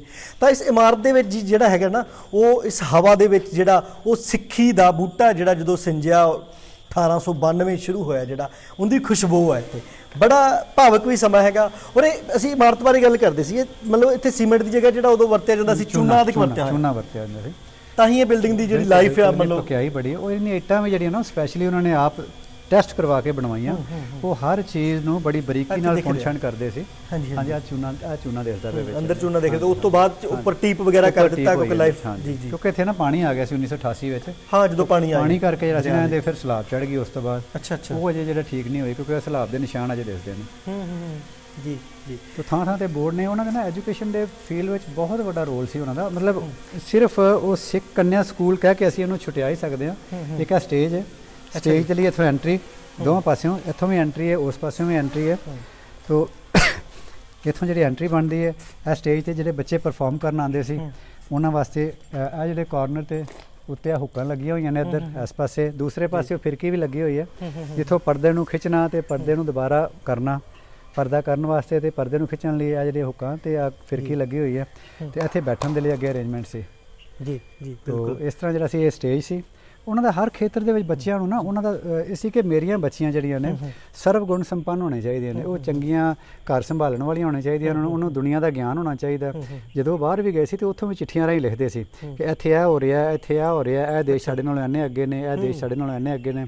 ਤਾਂ ਉਹ ਮੋਟੀਵੇਟ ਕਰਦੇ ਸੀ ਆਪਣੇ ਬੱਚਿਆਂ ਨੂੰ, ਹਰ ਦੁਨੀਆ ਦੀ ਚੀਜ਼ ਦੱਸਣਾ ਚਾਹੁੰਦੇ ਸੀ। ਉਹਨਾਂ ਨੇ ਆਪਣੇ ਬਰਾਂਡਿਆਂ ਦੇ ਸਾਈਡਾਂ ਦੇ ਉੱਤੇ ਫੱਟੇ ਲਵਾਏ ਹੋਏ ਸੀ, ਜਿਨ੍ਹਾਂ ਉੱਤੇ ਅਖਬਾਰ ਰੱਖੀ ਹੁੰਦੀ ਸੀ ਤਾਂ ਜੋ ਬੱਚੇ ਅਖਬਾਰਾਂ ਪੜ੍ਹਨ। ਉਸ ਵੇਲੇ ਬੱਚਿਆਂ ਨੂੰ ਅਖਬਾਰਾਂ ਪੜ੍ਹਨ ਦਾ ਰਿਵਾਜ ਪਾਉਣਾ ਚਾਹੁੰਦੇ ਸੀ। ਤਾਂ ਇੱਕ ਬੜੀ ਵੱਡੀ ਲਾਇਬ੍ਰੇਰੀ ਸੀ ਉਸ ਵੇਲੇ, ਜਿਹੜੀ ਕਿ ਉਦੋਂ ਬਾਅਦ 'ਚ ਪੰਜਾਬੀ ਯੂਨੀਵਰਸਿਟੀ ਪਟਿਆਲਾ ਨੂੰ ਸ਼ਿਫਟ ਕਰਤੀ। ਹੁਣ ਅਸੀਂ ਫਿਰ ਦੁਬਾਰਾ ਉਹਨੂੰ ਰਿਵਾਈਵ ਕੀਤਾ ਤੇ ਬੱਚਿਆਂ ਨੂੰ ਕਿਤਾਬਾਂ ਇਸ਼ੂ ਕਰਨੀਆਂ ਸ਼ੁਰੂ ਕਰਤੀਆਂ। ਇੱਕ ਲਾਇਬ੍ਰੇਰੀ ਦੁਬਾਰਾ ਤੋਂ ਸ਼ੁਰੂ ਕਰਤੀ ਹੈ। ਹੁਣ ਦੀਆਂ ਮੌਜੂਦਾ ਕਿਤਾਬਾਂ ਦੇ ਨਾਲ ਜਿਹੜੀਆਂ ਪੁਰਾਣੀਆਂ ਇਤਿਹਾਸਕ ਕਿਤਾਬਾਂ ਨੇ, ਉਹ ਇਤਿਹਾਸਕ ਸਰੋਤ ਰੈਫਰੈਂਸ ਬੁੱਕਸ ਜਿਹੜੀਆਂ ਨੇ ਉਹ ਰੱਖੀਆਂ ਹੋਈਆਂ ਨੇ, ਉਹ ਤਾਂ ਨਹੀਂ ਇਸ਼ੂ ਹੁੰਦੀਆਂ। ਪਰ ਜਿਹੜੀਆਂ ਸਿੱਖ ਧਰਮ ਨਾਲ ਸੰਬੰਧਿਤ ਮੌਜੂਦਾ ਪ੍ਰਿੰਟਿੰਗ ਵਿੱਚ ਆ ਰਹੀਆਂ ਨੇ, ਉਹ ਅਸੀਂ ਬੱਚਿਆਂ ਨੂੰ ਦੇਣੀਆਂ ਸ਼ੁਰੂ ਕਰਤੀਆਂ ਫਿਰ ਤੋਂ, ਤਾਂ ਜੋ ਉਸ ਭਾਈ ਦੇਤ ਸਿੰਘ ਜੀ ਦੇ ਨਾਂ 'ਤੇ ਚੱਲਦੀ ਹੋਈ ਲਾਇਬ੍ਰੇਰੀ ਨੂੰ ਦੁਬਾਰਾ ਰਿਵਾਈਵ ਕੀਤਾ ਜਾ ਸਕੇ। ਜੀ ਬਿਲਕੁਲ। ਤਾਂ ਸਿੱਖ ਕੰਨਿਆ ਮਹਾਵਿਦਿਆਲਾ ਦੇ ਵਿੱਚ ਅਸੀਂ ਇਸ ਵਕਤ ਮੌਜੂਦ ਹੈਗੇ ਹਾਂ। ਸਰਦਾਰ ਜਸਪਾਲ ਸਿੰਘ ਜੀ ਸਾਨੂੰ ਜਿਹੜਾ ਹੈਗਾ ਇਸ ਸਕੂਲ ਦੇ ਇਸ ਇਮਾਰਤ ਦੇ, ਇਕੱਲੀ ਇਮਾਰਤ ਦੀ ਨਹੀਂ ਬਲਕਿ ਇਹ ਤਾਂ ਸਿੱਖਾਂ ਦਾ ਬਹੁਤ ਅਣਮੁੱਲਾ ਖਜ਼ਾਨਾ ਹੈ। ਜਿੱਦਾਂ ਤੁਸੀਂ ਗੱਲ ਕਰਦੇ ਸੀ ਵੀ ਵਿਦੇਸ਼ਾਂ 'ਚੋਂ ਕੁਝ ਲੋਕ ਫੋਨ ਕਰਦੇ ਆ ਜਿਨ੍ਹਾਂ ਦੇ ਕੋਈ ਪਹਿਲਾਂ ਚਲੇ ਗਏ ਉਹ ਨੇ। ਇੱਕ ਬੜੀ ਇੰਟਰਸਟਿੰਗ ਘਟਨਾ, ਇੰਟਰਸਟਿੰਗ ਵੀ ਕਹਿ ਲਓ ਪਰ ਉਹ ਬੜੀ ਟੱਚਿੰਗ ਘਟਨਾ, ਮੈਨੂੰ ਉਹਨੇ ਟੁੰਬਿਆ ਅੰਦਰੋਂ। ਮੈਨੂੰ ਇੱਕ ਮੈਂ ਸਮਝਦਾ ਕਿ ਮੈਨੂੰ ਇੱਕ ਥਾਂ ਦਾ ਚਾਨਣ ਦਿਸਿਆ, ਮੈਂ ਤੁਹਾਡੇ ਨਾਲ ਸ਼ੇਅਰ ਕਰਨਾ ਚਾਹੁੰਦਾ। ਮੈਂ ਬੈਂਕ 'ਚ ਡਿਊਟੀ 'ਤੇ ਬੈਠਾ ਸੀ ਤੇ ਇੱਕ ਟੈਲੀਫੋਨ ਆਇਆ। ਮੈਂ ਸੋਚਿਆ ਵੀ ਇਹ ਟੈਲੀਫੋਨ ਜਿਹੜਾ ਕਿਸੇ ਦਾ ਬੈਂਕ ਦੇ ਨਾਲ ਸੰਬੰਧਿਤ ਕੋਈ ਕੰਮ ਦਾ ਆਇਆ ਹੋਣਾ। ਤੋ ਮੈਂ ਕਿਹਾ ਹਾਂਜੀ। ਕਹਿੰਦੀ ਇੱਕ ਲੇਡੀ ਦੀ ਆਵਾਜ਼ ਆਈ, ਕਹਿੰਦੀ ਜੀ ਮੈਂ ਆਪਣੀਆਂ 2 ਕੁੜੀਆਂ ਦਾਖਲ ਕਰਾਉਣੀਆਂ। ਅੱਛਾ। ਮੈਨੂੰ ਸਮਝ ਨਹੀਂ ਆਈ ਇੱਕਦਮ ਵੀ ਕੁੜੀਆਂ ਦਾਖਲ ਕਿੱਥੇ ਕਰਾਉਣੀਆਂ, ਇਹ ਸਕੂਲ ਬੈਂਕ ਦੇ ਵਿੱਚ ਕਿਹੜੀ ਕੁੜੀ ਦਾਖਲ ਕਰਾਉਣੀ ਹੈ। ਮੈਂ ਪੁੱਛਿਆ ਤੁਸੀਂ ਫ਼ੋਨ ਕਿੱਥੇ ਕੀਤਾ? ਕਹਿੰਦੇ ਤੁਸੀਂ ਸਿੱਖ ਨੇ ਸਕੂਲ ਨਾਲ ਸੰਬੰਧਿਤ ਹੋ। ਫਿਰ ਮੇਰੇ ਦਿਮਾਗ ਸਟ੍ਰਾਈਕ ਕੀਤਾ ਵੀ ਇਹ ਕੀ ਕਹਿਣਾ ਚਾਹੁੰਦੇ ਨੇ। ਮੈਂ ਕਿਹਾ ਜੀ ਉਹ ਸੌਰੀ, ਇਸ ਵੇਲੇ ਹੋਸਟਲ ਦੀ ਫੈਸਿਲਿਟੀ ਨਹੀਂ ਹੈਗੀ ਸਕੂਲ ਦੇ ਵਿੱਚ, ਇਸ ਵਾਸਤੇ ਦਾਖਲ ਨਹੀਂ ਕੀਤਾ ਜਾ ਸਕਦਾ ਇਸ ਤਰ੍ਹਾਂ ਹੋਸਟਲ ਦੇ ਵਿੱਚ। ਤੋ ਜਦੋਂ ਕਿਧਰੇ ਹੋਏਗਾ ਤਾਂ ਮੈਨੂੰ ਸ਼ਰਮਸਾਰ ਵੀ ਹੋਇਆ ਮੈਂ ਉਸ ਗੱਲ ਨੂੰ ਉਸ ਵੇਲੇ ਸੁਣ ਕੇ, ਕਿ ਮੈਨੂੰ ਇਹ ਲੱਗਾ ਕਿ ਉਹ ਪੇਰੈਂਟਸ ਜਿਹੜੇ ਆਪਣੇ ਇੱਥੋਂ 2 ਜਨਰੇਸ਼ਨ 3 ਜਨਰੇਸ਼ਨ ਪਹਿਲਾਂ ਜਾ ਚੁੱਕੇ ਨੇ, ਉਹ ਚਾਹੁੰਦੇ ਨੇ ਕਿ ਸਾਡੇ ਬੱਚੇ ਫਿਰ ਪੰਜਾਬ ਦੀ ਤਰਬੀਅਤ ਲੈਣ। ਉਹ ਆਪਣੇ ਬੱਚਿਆਂ ਨੂੰ ਪੰਜਾਬ ਦੇ ਸਕੂਲ ਦੇ ਵਿੱਚ ਦਾਖਲ ਕਰਾਉਣਾ ਚਾਹੁੰਦੇ ਨੇ, ਤੇ ਸਾਡੇ ਪੰਜਾਬੀਆਂ ਕੋਲ ਇੰਨਾ ਅਰੇਂਜਮੈਂਟ ਹੈ ਨਹੀਂ ਕਿ ਅਸੀਂ ਉਹਨਾਂ ਬੱਚਿਆਂ ਨੂੰ ਜਿਹੜੇ ਪੰਜਾਬ ਦੇ ਵਿੱਚ ਰਹਿ ਕੇ ਵਿੱਦਿਆ ਲੈਣਾ ਚਾਹੁੰਦੇ ਨੇ, ਅਸੀਂ ਉਹਨਾਂ ਦੇ ਲਈ ਕੋਈ ਕੰਮ ਕਰ ਸਕੀਏ। ਮੈਨੂੰ ਇਹ ਚੀਜ਼ਾਂ ਚੁੱਭਦੀਆਂ ਨੇ, ਮੈਨੂੰ ਇਹ ਚੀਜ਼ਾਂ ਦੁੱਖ ਦਿੰਦੀਆਂ ਨੇ। ਮਹਿਸੂਸ ਹੁੰਦਾ ਵੀ ਸਾਡੇ ਲਈ ਬੜਾ ਜਿਹੜਾ ਤਰਾਸਦੀ ਹੈ ਸਾਡੀ, ਕਿ ਸਾਨੂੰ ਇਹਦੇ ਲਈ ਕੰਟਰੀਬਿਊਟ ਕਰਨਾ ਚਾਹੀਦਾ। ਸਾਨੂੰ ਸੋਚਣਾ ਚਾਹੀਦਾ ਕਿ ਇਸ ਸਕੂਲ ਨੂੰ ਦੁਬਾਰਾ ਅਸੀਂ ਉਹਨਾਂ ਬੁਲੰਦੀਆਂ 'ਤੇ ਲੈ ਕੇ ਜਾ ਸਕੀਏ ਕਿ ਬਾਹਰੋਂ ਵੀ ਬੱਚੀਆਂ ਆ ਕੇ ਇੱਥੇ ਹੋਸਟਲ 'ਚ ਰਹਿ ਕੇ ਪੜ੍ਹ ਸਕਣ, ਇੱਥੋਂ ਦੀ ਐਜੂਕੇਸ਼ਨ ਦਾ ਲੈਵਲ ਇੰਨਾ ਇੰਪਰੂਵ ਕਰ ਸਕੀਏ ਕਿ ਇੰਟਰਨੈਸ਼ਨਲ ਲੈਵਲ ਦੀ ਸਟੱਡੀਜ਼ ਜਿਹੜੀਆਂ ਇੱਥੇ ਹੋ ਸਕੇ, ਬੱਚਿਆਂ ਨੂੰ ਇੰਟਰਨੈਸ਼ਨਲ ਲੈਵਲ ਦੀ ਸਟੱਡੀ ਵੀ ਮਿਲੇ ਤੇ ਬੱਚਿਆਂ ਨੂੰ ਪੰਜਾਬ ਦਾ ਕਲਚਰ ਵੀ ਮਿਲੇ। ਇਹ ਦੋਵੇਂ ਚੀਜ਼ਾਂ ਜ਼ਰੂਰੀ ਨੇ। ਚੁੱਭਦੀਆਂ ਨੇ ਚੀਜ਼ਾਂ, ਮੇਰੀ ਅੱਖਾਂ 'ਚ ਵੀ ਪਾਣੀ ਆ ਜਾਂਦਾ ਜਦੋਂ ਮੈਂ ਅਕਸਰ ਮੈਨੂੰ ਇਹ ਦੁੱਖ ਹੁੰਦਾ ਇਹਨਾਂ ਗੱਲਾਂ ਦਾ ਕਿ ਅਸੀਂ ਕੁਝ ਨਹੀਂ ਕਰ ਸਕੇ ਇਸ ਟੌਪਿਕ 'ਤੇ। ਅੱਜ ਤੱਕ ਅਸੀਂ ਕੁਝ ਨਹੀਂ ਕਰ ਸਕੇ। ਉਮੀਦ ਕਰਦਾ ਕਿ ਕੋਈ ਸਰੋਤੇ, ਕੋਈ ਸੁਣਨ ਵਾਲੇ ਜਾਂ ਕੋਈ ਦਰਸ਼ਕ ਜਿਹੜੇ ਦੇਖਣ ਵਾਲੇ ਕਿਸੇ ਲੈਵਲ 'ਤੇ ਕੋਈ ਕੰਮ ਕਰ ਸਕਣਗੇ। ਅਸੀਂ ਘਰਾਂ 'ਚ ਨਾ ਜਿੱਦਾਂ ਆਪਣੇ ਬਜ਼ੁਰਗਾਂ ਦੀ ਸਾਡੀਆਂ ਮਾਈਆਂ ਨੇ ਇਹ ਜੀ ਚਾਦਰ ਆ, ਇਹ ਸੰਦੂਕ ਆ, ਹੈ ਨਾ, ਇਹ ਮਾਤਾ ਦੇ ਗਹਿਣੇ ਆ, ਅਸੀਂ ਸਾਂਭ ਕੇ ਰੱਖਦੇ ਹਾਂ। ਤੇ ਇਹ ਤਾਂ ਸਾਡੇ ਵੱਡੇ ਵਡੇਰਿਆਂ ਦੇ ਗਹਿਣੇ ਆ, ਜਿੱਥੇ ਭਾਈ ਕਾਹਨ ਸਿੰਘ ਨਾਭਾ ਦਾ ਪਰਿਵਾਰ ਪੜ੍ਹਦਾ ਰਿਹਾ। ਇਹ ਬੜੀ ਵੱਡੀ ਪ੍ਰਾਪਰਟੀ ਹੈ ਸਾਡੇ ਲਈ। ਇਹ ਸਾਡੇ ਲਈ ਕਹਿ ਲਓ ਕਿ ਨਾ ਮਿਣੇ ਜਾਣ ਵਾਲੀ, ਨਾ ਤੋਲੇ ਜਾਣ ਵਾਲੀ ਪ੍ਰਾਪਰਟੀ ਹੈ। ਅਸੀਂ ਇਹਨੂੰ ਉਸ ਰੂਪ 'ਚ ਸੰਭਾਲ ਵੀ ਨਹੀਂ ਸਕੇ ਜਿਸ ਰੂਪ 'ਚ ਸਾਨੂੰ ਮਿਲੀ ਸੀ। ਅਸੀਂ ਉਹਨੂੰ ਅਗਾਂਹ ਲਿਜਾਣਾ ਤਾਂ ਦੂਰ ਦੀ ਗੱਲ ਹੈ, ਪਰ ਇਹ ਸਾਡੇ ਲਈ ਇੱਕ ਲਾਇਬਿਲਿਟੀ ਹੈ, ਸਾਡੇ 'ਤੇ ਇੱਕ ਬੋਝ ਹੈ ਕਿ ਜੇ ਅਸੀਂ ਇਹਦੇ ਲਈ ਕੋਈ ਕੰਮ ਨਹੀਂ ਕਰਦੇ ਤਾਂ ਸਾਡੇ ਲਈ ਬੋਝ ਹੈ ਕਿ ਅਸੀਂ ਆਉਣ ਵਾਲੀਆਂ ਜਨਰੇਸ਼ਨ ਨੂੰ ਦੇ ਦੇਣਦਾਰ ਹਾਂ ਕਿ ਅਸੀਂ ਇੱਥੇ ਨਹੀਂ ਕੰਮ ਕਰ ਸਕੇ, ਅਸੀਂ ਇੱਥੇ ਕੋਈ ਕਰ ਨਹੀਂ ਸਕੇ, ਕਰਕੇ ਦਿਖਾ ਨਹੀਂ ਸਕੇ। ਇਹ ਜ਼ਰੂਰੀ ਹੈ, ਸਾਨੂੰ ਕਰਨਾ ਚਾਹੀਦਾ ਇਹਦੇ ਲਈ, ਸਾਨੂੰ ਇਹਦੇ ਲਈ ਕੋਈ ਸੋਚਣਾ ਚਾਹੀਦਾ। ਗੁਰੂ ਗ੍ਰੰਥ ਸਾਹਿਬ ਜੀ ਮਹਾਰਾਜ ਦੀ ਬਾਣੀ ਦਾ ਫਰਮਾਨ ਹੈ, ਪਿਓ ਦਾਦੇ ਕਾ ਖੋਲ ਡਿੱਠਾ ਖਜ਼ਾਨਾ ਤਾਂ ਮੇਰਾ ਮਨ ਭਾਇਆ ਨਿਦਾਨਾ। ਤਾਂ ਇਹ ਸਾਡੇ ਪਿਓ ਸਾਡੇ ਦਾਦਿਆਂ ਦਾ ਖਜ਼ਾਨਾ ਹੈ, ਉਹ ਖਜ਼ਾਨਾ ਹੈ ਜਿਹਨੂੰ ਬੜੀ ਮਿਹਨਤ ਦੇ ਨਾਲ ਜਿਹੜਾ ਹੈਗਾ ਇਸ ਖਜ਼ਾਨੇ ਨੂੰ ਜਿਹੜਾ ਬਣਾਇਆ ਗਿਆ। ਕੁਝ ਚੀਜ਼ਾਂ ਹੁੰਦੀਆਂ ਨੇ ਜਿਹੜੀਆਂ ਸੁੱਤੇ ਸਿੱਧ ਜਾਂ ਸਹਿ ਸੁਭਾਏ, ਜਿੱਦਾਂ ਲਾਟਰੀ ਲੱਗ ਜਾਂਦੀ, ਇਹ ਲਾਟਰੀ ਨਹੀਂ ਲੱਗੀ, ਇਹ ਤਿਲ ਫੁੱਲ ਕਰਕੇ ਸਿੱਖਾਂ ਨੇ ਇਕੱਠਾ ਕੀਤਾ, ਬੜੀ ਮਿਹਨਤ ਕੀਤੀ ਇੱਥੇ, ਮੇਰੇ ਜਾਨ ਲਾਈ ਆਪਣੀ, ਉਹਨਾਂ ਨੇ ਆਪਣਾ ਸਾਰਾ ਜੀਵਨ ਲਾਇਆ, ਜੀਵਨ ਲਾ ਦਿੱਤਾ ਪੂਰੀ। ਕਿਸੇ ਬੰਦੇ ਦਾ ਇੱਕ ਜੀਵਨ ਲੱਗ ਜਾਵੇ, ਸਾਡੇ ਜੀਵਨ ਦਾ ਕੁਝ ਅੰਸ਼ ਲੱਗ ਜਾਵੇ ਤੇ ਅਸੀਂ ਬੜੇ ਧੰਨਵਾਦੀ ਹੋਵਾਂਗੇ ਵੀ ਸਾਡੇ ਜੀਵਨ ਦਾ ਕੁਝ ਅੰਸ਼ ਇੱਥੇ ਲੱਗ ਜਾਵੇ। ਜਿਨ੍ਹਾਂ ਨੇ ਜੀਵਨ ਲਾਤਾ ਸੀ ਉਹ ਤਾਂ ਕੁਝ ਸੋਚ ਨਹੀਂ ਸਕਦੇ ਕਿ ਅਸੀਂ ਇੰਨਾ ਕੰਮ ਕਰ ਸਕਾਂਗੇ, ਪਰ ਸਾਡੇ ਜੀਵਨ ਦਾ ਕੁਝ ਪਾਰਟ ਲੱਗ ਜਾਏ, ਅਸੀਂ ਕੁਝ ਥੋੜ੍ਹਾ ਜਿਹਾ ਇਹਨੂੰ ਕਰ ਸਕੀਏ।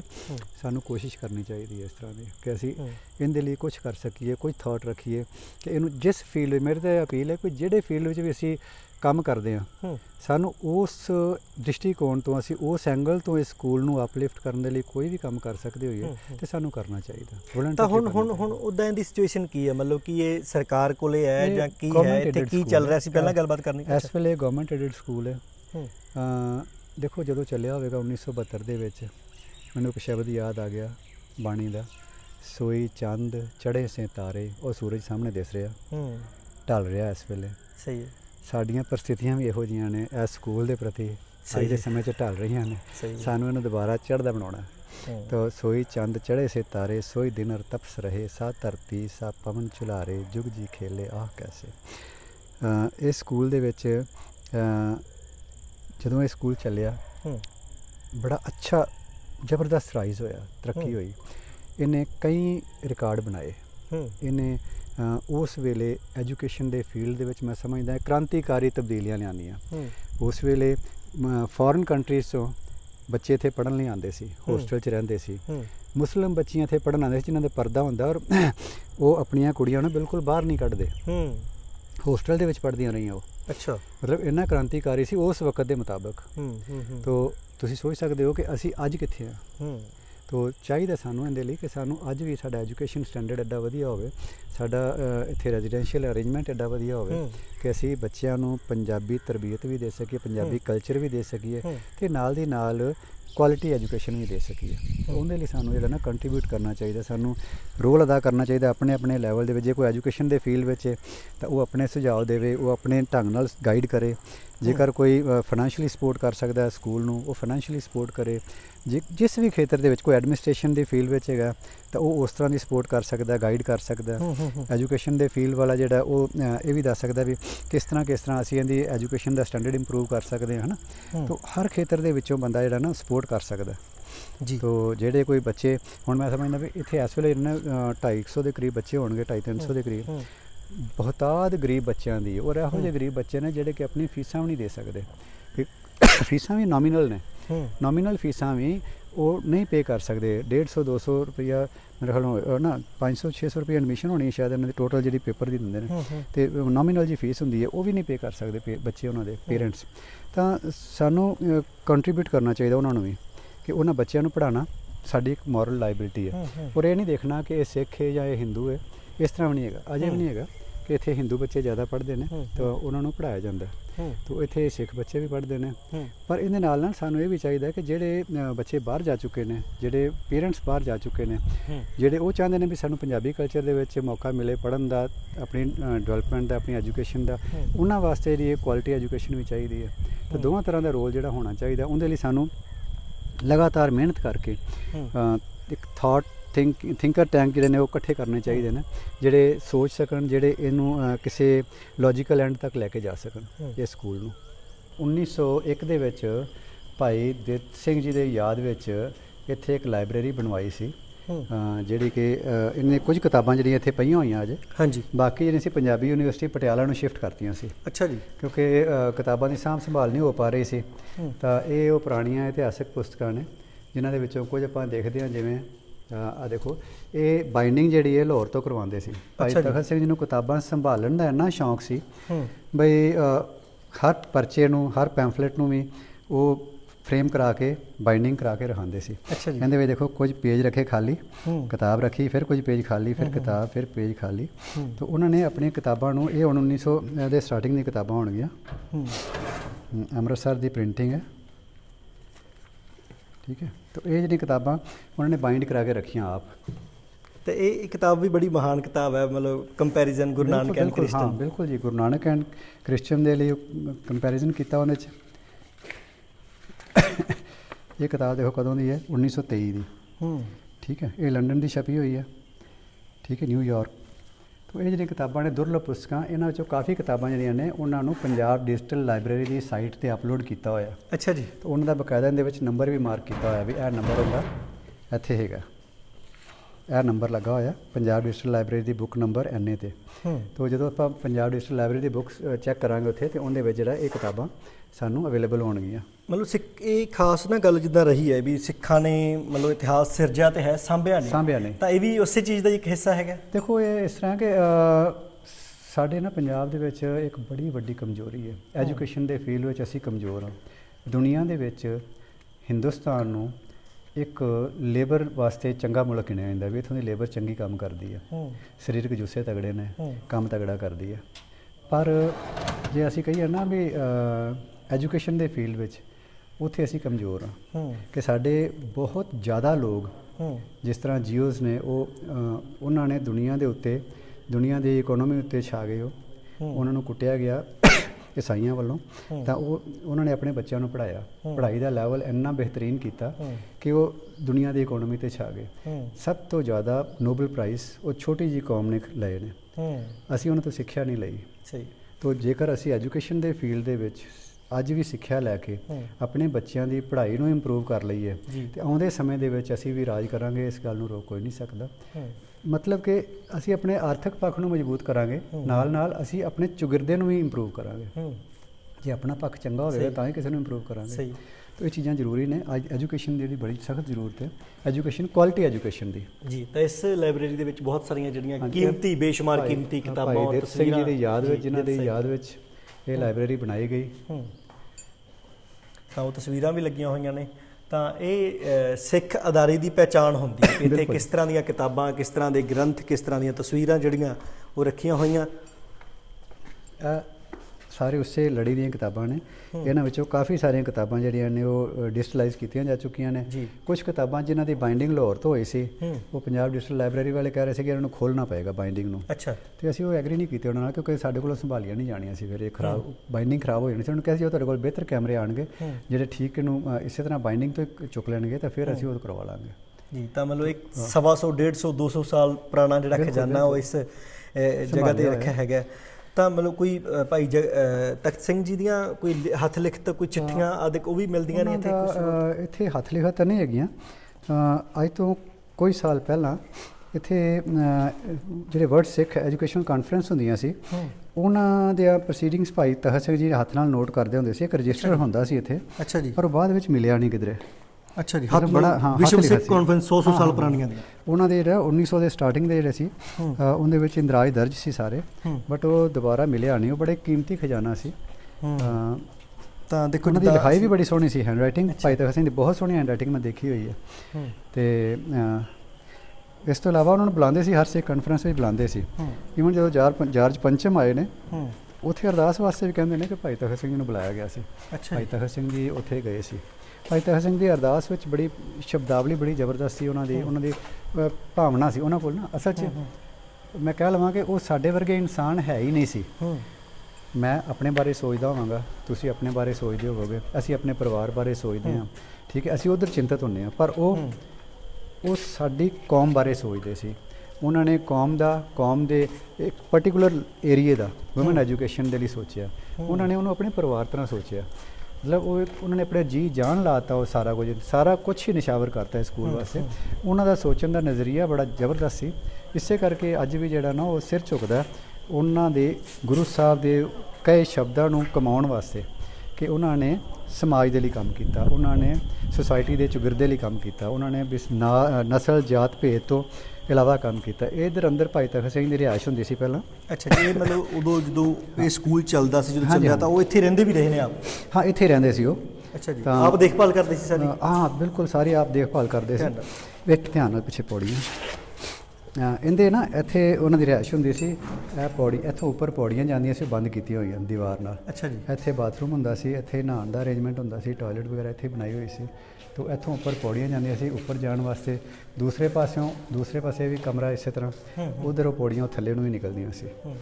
ਤੋ ਇਹ ਰੂਸ ਤੋਂ ਬਣਵਾਇਆ ਸੀ ਨਕਸ਼ਾ ਤੁਸੀਂ ਦੱਸ ਰਹੇ? ਨਹੀਂ, ਫਰਾਂਸ ਤੋਂ ਇਹਨਾਂ ਦਾ ਨਕਸ਼ਾ। ਮਤਲਬ 125 ਸਾਲ ਪਹਿਲਾਂ ਨਕਸ਼ਾ ਫਰਾਂਸ ਤੋਂ ਬਣਾਇਆ। ਔਰ ਅਸੀਂ ਅੱਜ ਕਹਿੰਦੇ ਨੇ ਵੀ ਅਟੈਚ ਬਾਥਰੂਮ ਹੈ ਜੀ, ਅੰਦਰੋਂ ਹੀ ਪੌੜੀਆਂ ਚੜ੍ਹਾ ਦਿਓ। ਔਰ ਉਦੋਂ ਉਹਨਾਂ ਨੇ ਅਟੈਚ ਬਾਥਰੂਮ ਅੰਦਰੋਂ ਪੌੜੀਆਂ ਚੜ੍ਹਾਈਆਂ। ਬਿਲਕੁਲ ਇਹ ਉਦੋਂ ਦੀਆਂ ਬਣੀਆਂ ਹੋਈਆਂ ਨਾ।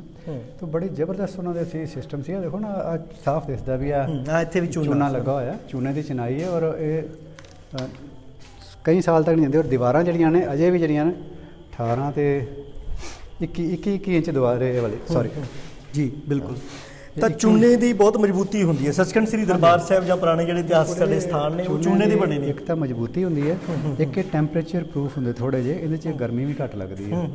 ਇਹ ਜਿਹੜਾ ਟੈਂਪਰੇਚਰ ਨੂੰ ਮੇਨਟੇਨ ਕਰਦੇ ਨੇ, ਬੈਲੈਂਸ ਕਰਦੇ ਨੇ ਜੀ। ਆਹ ਜਿਹੜੀਆਂ ਬਿਲਡਿੰਗਾਂ, ਸਾਰੇ ਸ਼ੀਸ਼ੇ ਬਿਲਡਿੰਗਾਂ ਸਿਸਟਮ ਜਿਹੜੇ ਸਾਰੇ ਸ਼ੀਸ਼ਾ ਟੁੱਟ ਗਿਆ ਹੋਇਆ, ਪਰ ਇਹ ਪੁਰਾਣੇ ਉਦੋਂ ਦੇ ਬਣੇ ਹੋਏ ਨੇ ਇਸ ਤਰ੍ਹਾਂ ਦੇ ਜੀ। ਤਾਂ ਬੜੀ ਰੀਜਨਲ ਸਿੱਖਾਂ ਨੇ ਸਕੂਲ ਤਿਆਰ ਕੀਤਾ ਸੀ, ਸਿੱਖ ਕੰਨਿਆ ਸਕੂਲ। ਉੱਧਰ ਹਾਂਜੀ, ਇਹ ਜਿਹੜਾ ਖੂਹ ਹੈ ਭਾਈ ਸਾਹਿਬ ਜੀ ਦੇ ਟਾਈਮ ਦਾ ਬਣਿਆ ਹੋਇਆ, ਕਾਫੀ ਡੂੰਘਾ ਬਣਿਆ ਹੋਇਆ। ਇੱਥੋਂ ਪਾਣੀ ਲਿਆ ਜਾਂਦਾ ਸੀ। ਔਰ ਇਹਦੇ ਜਿਹੜੇ ਪਲਸਤਰ ਵੀ ਜਿਹੜਾ ਚੂਨੇ ਦਾ ਹੀ ਹੋਇਆ ਹੋਇਆ। ਅੱਛਾ ਜੀ। ਤੇ ਪਹਿਲਾਂ ਪਾਣੀ ਦਾ ਲੈਵਲ ਉੱਚਾ ਹੁੰਦਾ ਸੀ, ਹੁਣ ਤਾਂ ਧਰਤੀ ਹੇਠਲਾ ਪਾਣੀ ਪੰਜਾਬ ਦਾ ਕਾਫੀ ਡਾਊਨ ਚਲਾ ਗਿਆ ਔਰ ਕੁਆਲਿਟੀ ਵੀ ਮਾੜੀ ਹੈ। ਪਹਿਲਾਂ ਖੂਹਾਂ ਦਾ ਪਾਣੀ ਵਰਤਿਆ ਜਾਂਦਾ ਸੀ ਔਰ ਇਹ ਪਾਣੀ ਲੰਗਰ ਵਾਸਤੇ ਵੀ, ਇਹ ਪਾਣੀ ਬੱਚਿਆਂ ਦੇ ਇਸ਼ਨਾਨ ਪਾਣੀ ਵਾਸਤੇ ਵਰਤਿਆ ਜਾਂਦਾ ਸੀ। ਭਾਈ ਤਖਤ ਸਿੰਘ ਜੀ ਨੇ ਇਹਦੇ ਵਾਸਤੇ ਸਪੈਸ਼ਲ ਇਹ ਕੀਤਾ ਹੋਇਆ ਸੀ ਕਿ ਇਹ ਪਾਣੀ ਕੱਢ ਕੇ ਇੱਕ ਕੜਾਹੀ ਵਿੱਚ ਆਉਂਦਾ ਸੀ। ਉਸ ਕੜਾਹੀ ਦੇ ਵਿੱਚ ਥੱਲੇ ਭਾਈ ਸਾਹਿਬ ਅੱਗ ਬਾਲਦੇ ਸੀ, ਆਪ ਲੱਕੜਾਂ ਆਪ ਪਾਉਂਦੇ ਸੀ। ਤੋ ਅੱਗ ਬਾਲਦੇ ਸੀ, ਉਹ ਪਾਣੀ ਗਰਮ ਹੁੰਦਾ ਸੀ। ਉਸ ਗਰਮ ਪਾਣੀ ਨੂੰ ਜਿਹੜਾ ਪਾਈਪ ਦੇ ਰਾਹੀਂ ਬਾਥਰੂਮ ਦੇ ਵਿੱਚ ਲਿਜਾਇਆ ਜਾਂਦਾ ਸੀ, ਜਿੱਥੇ ਕਿ ਬੱਚੀਆਂ ਇਸ਼ਨਾਨ ਪਾਣੀ ਕਰਦੀਆਂ ਸਿਆਲਾਂ ਦੇ ਵਿੱਚ। ਤਾਂ ਸਿਆਲਾਂ ਦੇ ਵਿੱਚ ਉਹਨਾਂ ਵੇਲਿਆਂ ਵਿੱਚ ਵੀ ਗਰਮ ਪਾਣੀ ਮੁਹੱਈਆ ਕੀਤਾ ਜਾਂਦਾ ਸੀ। ਤੋ ਸਿਸਟਮ ਥੋੜ੍ਹਾ ਜਿਹਾ ਔਖਾ ਹੁੰਦਾ ਸੀ, ਪਰ ਇਹ ਅਚੰਭਾਦਾਇਕ ਹੈ ਸਾਡੇ ਲਈ। ਅੱਜ ਦੇ ਸਮੇਂ ਵਿੱਚ ਤਾਂ ਅਸੀਂ ਗੀਜ਼ਰ ਦੀ ਵਰਤੋਂ ਕਰ ਲੈਂਦੇ ਹਾਂ, ਤੇ ਉਦੋਂ ਜਿਹੜਾ ਸੀ ਪੋਸੀਬਲ ਨਹੀਂ ਲੱਗਦਾ ਸੀ ਅਦਰਵਾਈਜ਼, ਪਰ ਉਹਨਾਂ ਨੇ ਇਹਨੂੰ ਵੀ ਸੰਭਵ ਕੀਤਾ, ਇੰਪੋਸੀਬਲ ਨੂੰ ਵੀ ਪੋਸੀਬਲ ਕੀਤਾ।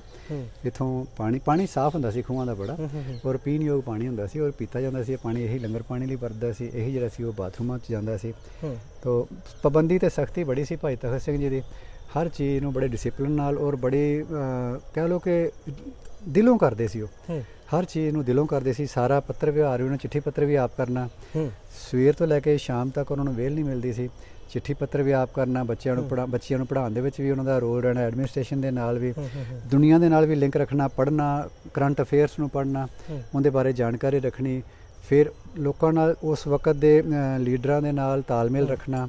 ਰਾਜੇ ਮਹਾਰਾਜੇ ਵੀ ਇੱਥੇ, ਨਾਭਾ ਮਹਾਰਾਜਾ ਨਾਭਾ ਵੀ ਆਉਂਦਾ ਰਿਹਾ, ਪਟਿਆਲਾ ਵੀ, ਇਸ ਤਰ੍ਹਾਂ ਸਾਰੇ ਜਿਹੜੇ ਰਾਜੇ ਮਹਾਰਾਜੇ ਵੀ ਇੱਥੇ ਵਿਜ਼ਿਟ ਕਰਦੇ ਰਹੇ।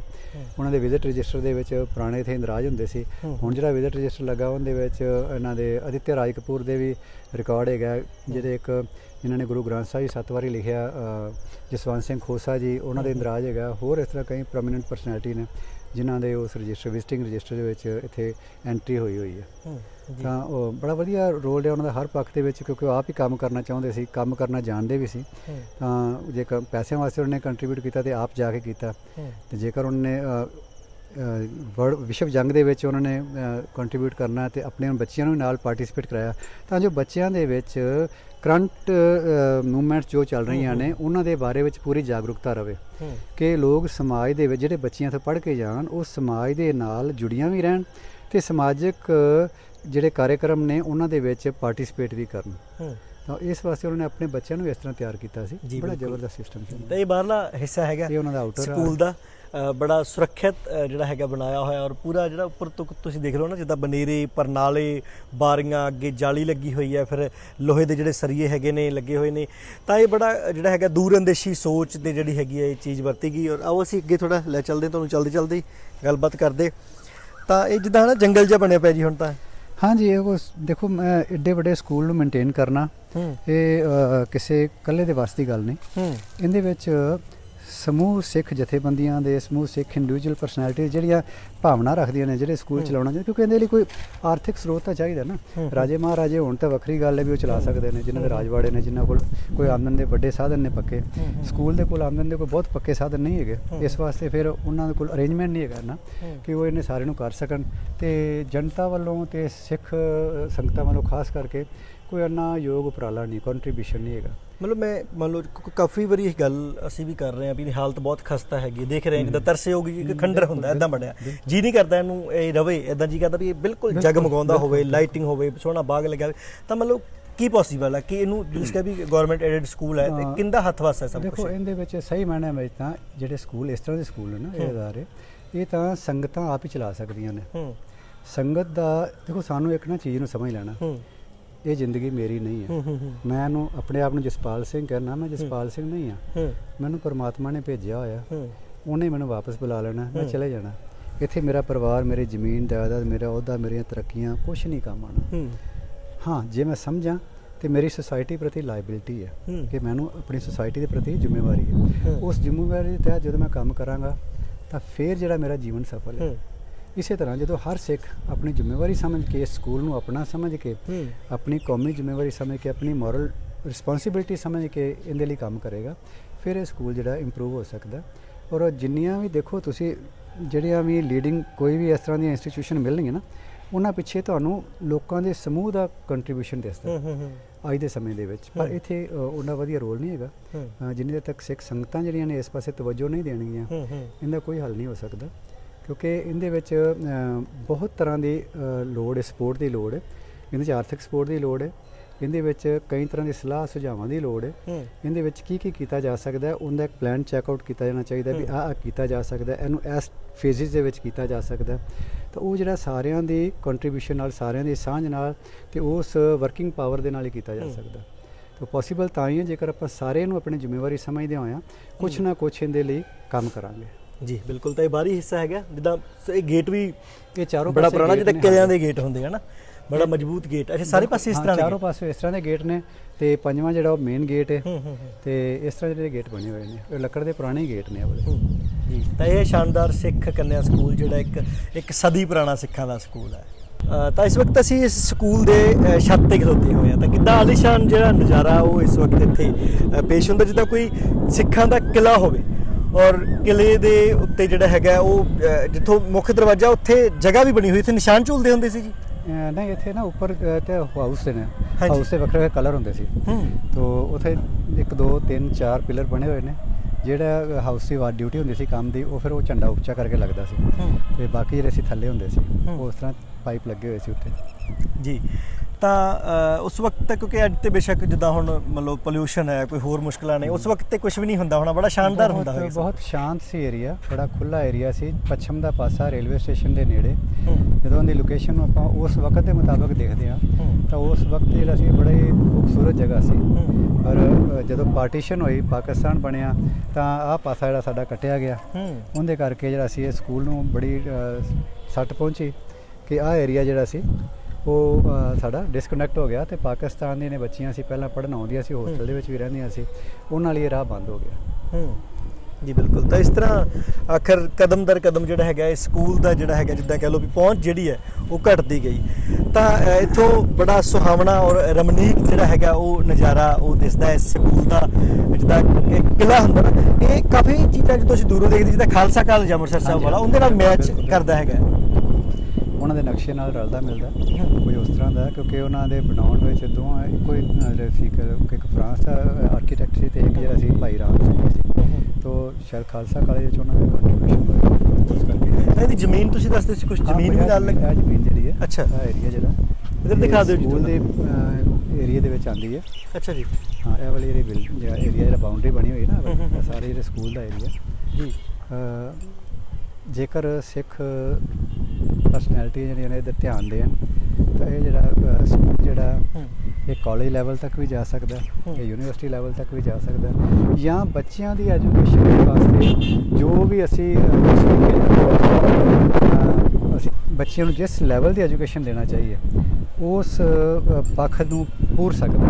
ਇਹ ਇੰਨੀ ਕੰਪੀਟੈਂਸੀ ਹੈ ਇਹਦੇ ਵਿੱਚ, ਇਹਦੇ ਕੋਲ ਇੰਨਾ ਏਰੀਆ ਹੈਗਾ, ਇਹਦੇ ਕੋਲ ਇੰਫਰਾਸਟਰਕਚਰ ਇਹੋ ਜਿਹਾ ਅੱਜ ਨਹੀਂ ਹੈਗਾ, ਭਾਵੇਂ ਬਿਲਡਿੰਗ ਤਾਂ ਹੈਗੀ ਹੈ ਨਾ, ਕਿ ਬਾਕੀ ਜਿਹੜਾ ਸਾਡੇ ਕੋਲ ਸਟਾਫ ਨਹੀਂ ਹੈਗਾ ਇੱਥੇ ਜਾਂ ਹੋਰ ਅਰੇਂਜਮੈਂਟ ਨਹੀਂ ਹੈਗਾ, ਤਾਂ ਉਹਦੇ ਲਈ ਕੁਝ ਕੰਟਰੀਬਿਊਟ ਕਰਨਾ ਪਏਗਾ ਤਾਂ ਉਹ ਆਪਣੀਆਂ ਬੁਲੰਦੀਆਂ ਨੂੰ ਛੂਹ ਸਕਦਾ ਫਿਰ ਤੋਂ ਜੀ। ਜਿਹੜਾ ਕਿ ਹੋਣਾ ਹੀ ਚਾਹੀਦਾ, ਸਾਡੀ ਇੱਕ ਮੋਰਲ ਡਿਊਟੀ ਬਣਦੀ ਹੈ, ਸਾਨੂੰ ਆਪਣੇ ਆਪ ਤੋਂ ਉੱਪਰ ਉੱਠ ਕੇ ਸੋਚਣਾ ਚਾਹੀਦਾ ਇਹਦੇ ਬਾਰੇ ਵਿੱਚ ਜੀ। ਤਾਂ ਇਹ ਸੀ ਸਿੱਖਾਂ ਦਾ ਇੱਕ ਸਦੀ ਪੁਰਾਣੇ ਸਕੂਲ ਦਾ ਇਤਿਹਾਸ ਤੇ ਉਹਦੇ ਬਾਰੇ ਕੁਝ ਹੋਰ ਜਿਹੜੀ ਹੈਗੀ ਹੈ ਰੌਚਕ ਜਾਣਕਾਰੀ। ਅੱਜ ਦੁਨੀਆ ਬਹੁਤ ਅੱਗੇ ਪਹੁੰਚ ਚੁੱਕੀ ਹੈ, ਹਰ ਕੌਮ, ਹਰ ਸਮਾਜ, ਹਰ ਧਰਮ ਚਾਹੁੰਦਾ ਹੈ ਕਿ ਬੱਲੇ ਬੱਲੇ ਉਹਦੀ ਜੈ ਔਰ ਜਿਸ ਵਕਤ ਦੁਨੀਆ ਦੇ ਵਿੱਚ ਬਹੁਤ ਸਾਰੀਆਂ ਹਾਲਾਤਾਂ ਸੀ, ਦੁਨੀਆ ਦੇ ਵਿੱਚ ਜਿਹੜਾ ਹੈਗਾ ਇੰਨਾ ਜ਼ਮਾਨਾ ਅੱਗੇ ਨਹੀਂ ਸੀ ਵਧਿਆ, ਇੱਦਾਂ ਵੀ ਕਹਿ ਲਓ ਵੀ ਸ਼ਾਇਦ ਪੈਸੇ ਦੀ ਆਪੋ ਤਾਪੀਨੀ ਨਹੀਂ ਸੀ, ਤਾਂ ਉਦੋਂ ਸਿੱਖਾਂ ਦੇ ਵਿਦਵਾਨਾਂ ਨੇ, ਸਿੱਖਾਂ ਦੇ ਰਾਜਿਆਂ ਨੇ, ਸਿੱਖਾਂ ਦੇ ਆਗੂਆਂ ਨੇ ਬਹੁਤ ਜਿਹੜੀ ਵੱਡੀ ਸੋਚ ਰੱਖ ਕੇ ਇਸ ਤਰ੍ਹਾਂ ਦੇ ਮਹਾਨ ਜਿਹੜੇ ਕਾਰਜ ਤਾਂ ਸ਼ਾਇਦ ਅੱਜ ਵੀ ਇਹ ਕਾਰਜ ਕਰਨ ਦੀ ਉਸ ਵਕਤ ਨਾਲ ਵਿਚਾਰਾਂ ਨਾਲ ਵਧੇਰੇ ਲੋੜ ਹੈ। ਜਿੱਦਾਂ ਤੁਸੀਂ ਸ਼ੁਰੂਆਤ ਕਿਹਾ ਸੀ ਵੀ ਵਿਦਿਆ ਨੂੰ ਲੋਕਾਂ ਨੇ ਸਿਰਫ ਜਿਹੜਾ ਕੁਛ ਕਮਾਈ ਦਾ ਸਾਧਨ ਹੀ ਸਮਝ ਲਿਆ, ਪਰ ਉਸ ਵਕਤ ਇਹ ਸੋਚ ਨਹੀਂ ਸੀ। ਆਖਰੀ ਸੁਨੇਹਾ ਤੁਹਾਡਾ ਕੀ ਹੈ? ਅੱਜ ਵੀ ਦੇਖੋ, ਵਿਦਿਆ ਨੂੰ ਅੱਜ ਵੀ ਨਾ ਅਸੀਂ ਸਿਰਫ ਇੱਕ ਕਮਾਈ ਦਾ ਸਾਧਨ ਹੈ। ਅਸੀਂ ਆਪਣੇ ਬੱਚਿਆਂ ਨੂੰ ਉਹਨਾਂ ਸਕੂਲਾਂ 'ਚ ਪੜ੍ਹਾਉਂਦੇ ਹਾਂ ਜਿਨ੍ਹਾਂ ਸਕੂਲਾਂ 'ਚ ਪੜ੍ਹ ਕੇ ਬੱਚਾ ਜਿਹੜਾ ਚੰਗੇ ਅਹੁਦਿਆਂ 'ਤੇ ਪਹੁੰਚ ਜਾਏ। ਅਸੀਂ ਉਹਨਾਂ ਸਕੂਲਾਂ ਵਿੱਚ ਜਾਂ ਉਹਨਾਂ ਤਰੀਕਿਆਂ ਨਾਲ ਨਹੀਂ ਪੜ੍ਹਾਉਂਦੇ, ਘਰ ਪਰਿਵਾਰ ਦੇ ਵਿੱਚ ਵੀ ਅਸੀਂ ਉਹ ਸਿੱਖਿਆਵਾਂ ਨਹੀਂ ਦਿੰਦੇ ਜਿਹਦੇ ਨਾਲ ਇੱਕ ਬੱਚਾ ਆਪਣੀ ਜ਼ਿੰਦਗੀ ਨੂੰ ਸੋਹਣੇ ਢੰਗ ਨਾਲ ਜੀ ਸਕੇ। ਇੱਕ ਜਿਹਨੂੰ ਇਹ ਫੀਲ ਹੋਵੇ ਬੱਚੇ ਨੂੰ ਆਪਣੇ ਲਾਈਫ ਦੇ ਐਂਡ ਤੱਕ, ਸਾਨੂੰ ਇਹ ਫੀਲ ਹੋਣਾ ਚਾਹੀਦਾ ਕਿ ਸਾਡੀ ਜ਼ਿੰਦਗੀ ਸਫਲ ਹੋਈ, ਅਸੀਂ ਆਪਣੀ ਜ਼ਿੰਦਗੀ ਨੂੰ ਆਪਣੇ ਗੁਰੂ ਦੇ ਆਸ਼ਿਆਂ ਮੁਤਾਬਕ, ਉਹਨਾਂ ਢੰਗ ਤਰੀਕਿਆਂ ਮੁਤਾਬਕ ਜੀਵਿਆ ਜਿਵੇਂ ਸਾਨੂੰ ਗਾਈਡ ਕੀਤਾ ਗਿਆ ਸੀ। ਸਾਨੂੰ ਉਸ ਤਰ੍ਹਾਂ ਦੀ ਐਜੂਕੇਸ਼ਨ ਚਾਹੀਦੀ ਹੈ ਜਿਹਦੇ ਵਿੱਚ ਸਾਡੀ ਧਾਰਮਿਕ ਐਜੂਕੇਸ਼ਨ ਜਿਹੜੀ ਹੈ ਬਹੁਤ ਮੈਟਰ ਕਰਦੀ ਹੈ, ਬਹੁਤ ਜ਼ਰੂਰੀ ਹੈ, ਕਿਉਂਕਿ ਬੜੀਆਂ ਡੂੰਘੀਆਂ ਚੀਜ਼ਾਂ ਨੇ ਜਿਹੜੀਆਂ ਧਰਮ ਸਾਨੂੰ ਸਿਖਾਉਂਦਾ ਅਤੇ ਉਹ ਜੀਵਨ ਦੇ ਵਿੱਚ ਧਰਮ ਤੋਂ ਹੀ ਸਿੱਖੀਆਂ ਜਾ ਸਕਦੀਆਂ ਨੇ। ਇਸ ਲਈ ਬੱਚਿਆਂ ਨੂੰ ਧਰਮ ਦੀ ਸਿੱਖਿਆ ਦੇਣਾ ਬਹੁਤ ਜ਼ਰੂਰੀ ਹੈ। ਇਹੋ ਜਿਹੇ ਅਦਾਰੇ ਜਿਹੜੇ ਨੇ ਉਹ ਧਰਮ ਦੀ ਸਿੱਖਿਆ ਦਾ ਸਰੋਤ ਬਣ ਸਕਦੇ ਨੇ। ਸਾਨੂੰ ਕੋਸ਼ਿਸ਼ ਕਰਨੀ ਚਾਹੀਦੀ ਹੈ ਕਿ ਇਹੋ ਜਿਹੇ ਅਦਾਰਿਆਂ ਨੂੰ ਅਸੀਂ ਸੁਚਾਰੂ ਰੂਪ ਵਿੱਚ ਚਲਾਈਏ ਤਾਂ ਜੋ ਆਉਣ ਵਾਲੀਆਂ ਜਨਰੇਸ਼ਨਾਂ ਜਿਹੜੀਆਂ ਨੇ ਉਹਨਾਂ ਦਾ ਸਾਡੇ ਸਿਰ ਲਾਮਾ ਨਾ ਰਹਿ ਜੇ ਕਿ ਇਹਨਾਂ ਨੇ ਕੁਝ ਨਹੀਂ ਕੀਤਾ। ਤੋ ਨਿਮਰ ਬੇਨਤੀ ਹੈ, ਹੱਥ ਜੋੜ ਕੇ ਬੇਨਤੀ ਹੈ ਕਿ ਆਪਾਂ ਇਹਦੇ ਪ੍ਰਤੀ ਯਤਨਸ਼ੀਲ ਹੋਈਏ, ਕੋਸ਼ਿਸ਼ ਕਰੀਏ ਕਿ ਅਸੀਂ ਇਹੋ ਜਿਹੇ ਅਦਾਰਿਆਂ ਨੂੰ ਜਿਹੜੇ ਧਾਰਮਿਕ ਸਿੱਖਿਆਵਾਂ ਵੀ ਨਾਲ ਦਿੰਦੇ ਹੋਣ ਉਹਨਾਂ ਨੂੰ ਪ੍ਰਮੋਟ ਜ਼ਰੂਰ ਕਰੀਏ। ਉਹਨਾਂ ਦੇ ਅਸੀਂ ਆਪਣੇ ਆਉਣ ਵਾਲੀਆਂ ਜਨਰੇਸ਼ਨਸ ਨੂੰ ਇੱਕ ਰਸਤਾ ਦੇ ਸਕਦੇ। ਸਾਡੇ ਵੱਡੇ ਵਡੇਰਿਆਂ ਨੇ ਕੁਝ ਕੰਮ ਕੀਤਾ ਜਿੰਦੇ ਖਜ਼ਾਨੇ ਵਜੋਂ ਅਸੀਂ ਅੱਜ ਇਸ ਮੁਕਾਮ ਤੇ ਪਹੁੰਚੇ। ਜੀ ਜੀ। ਤਾਂ ਅੱਜ ਲੋਕ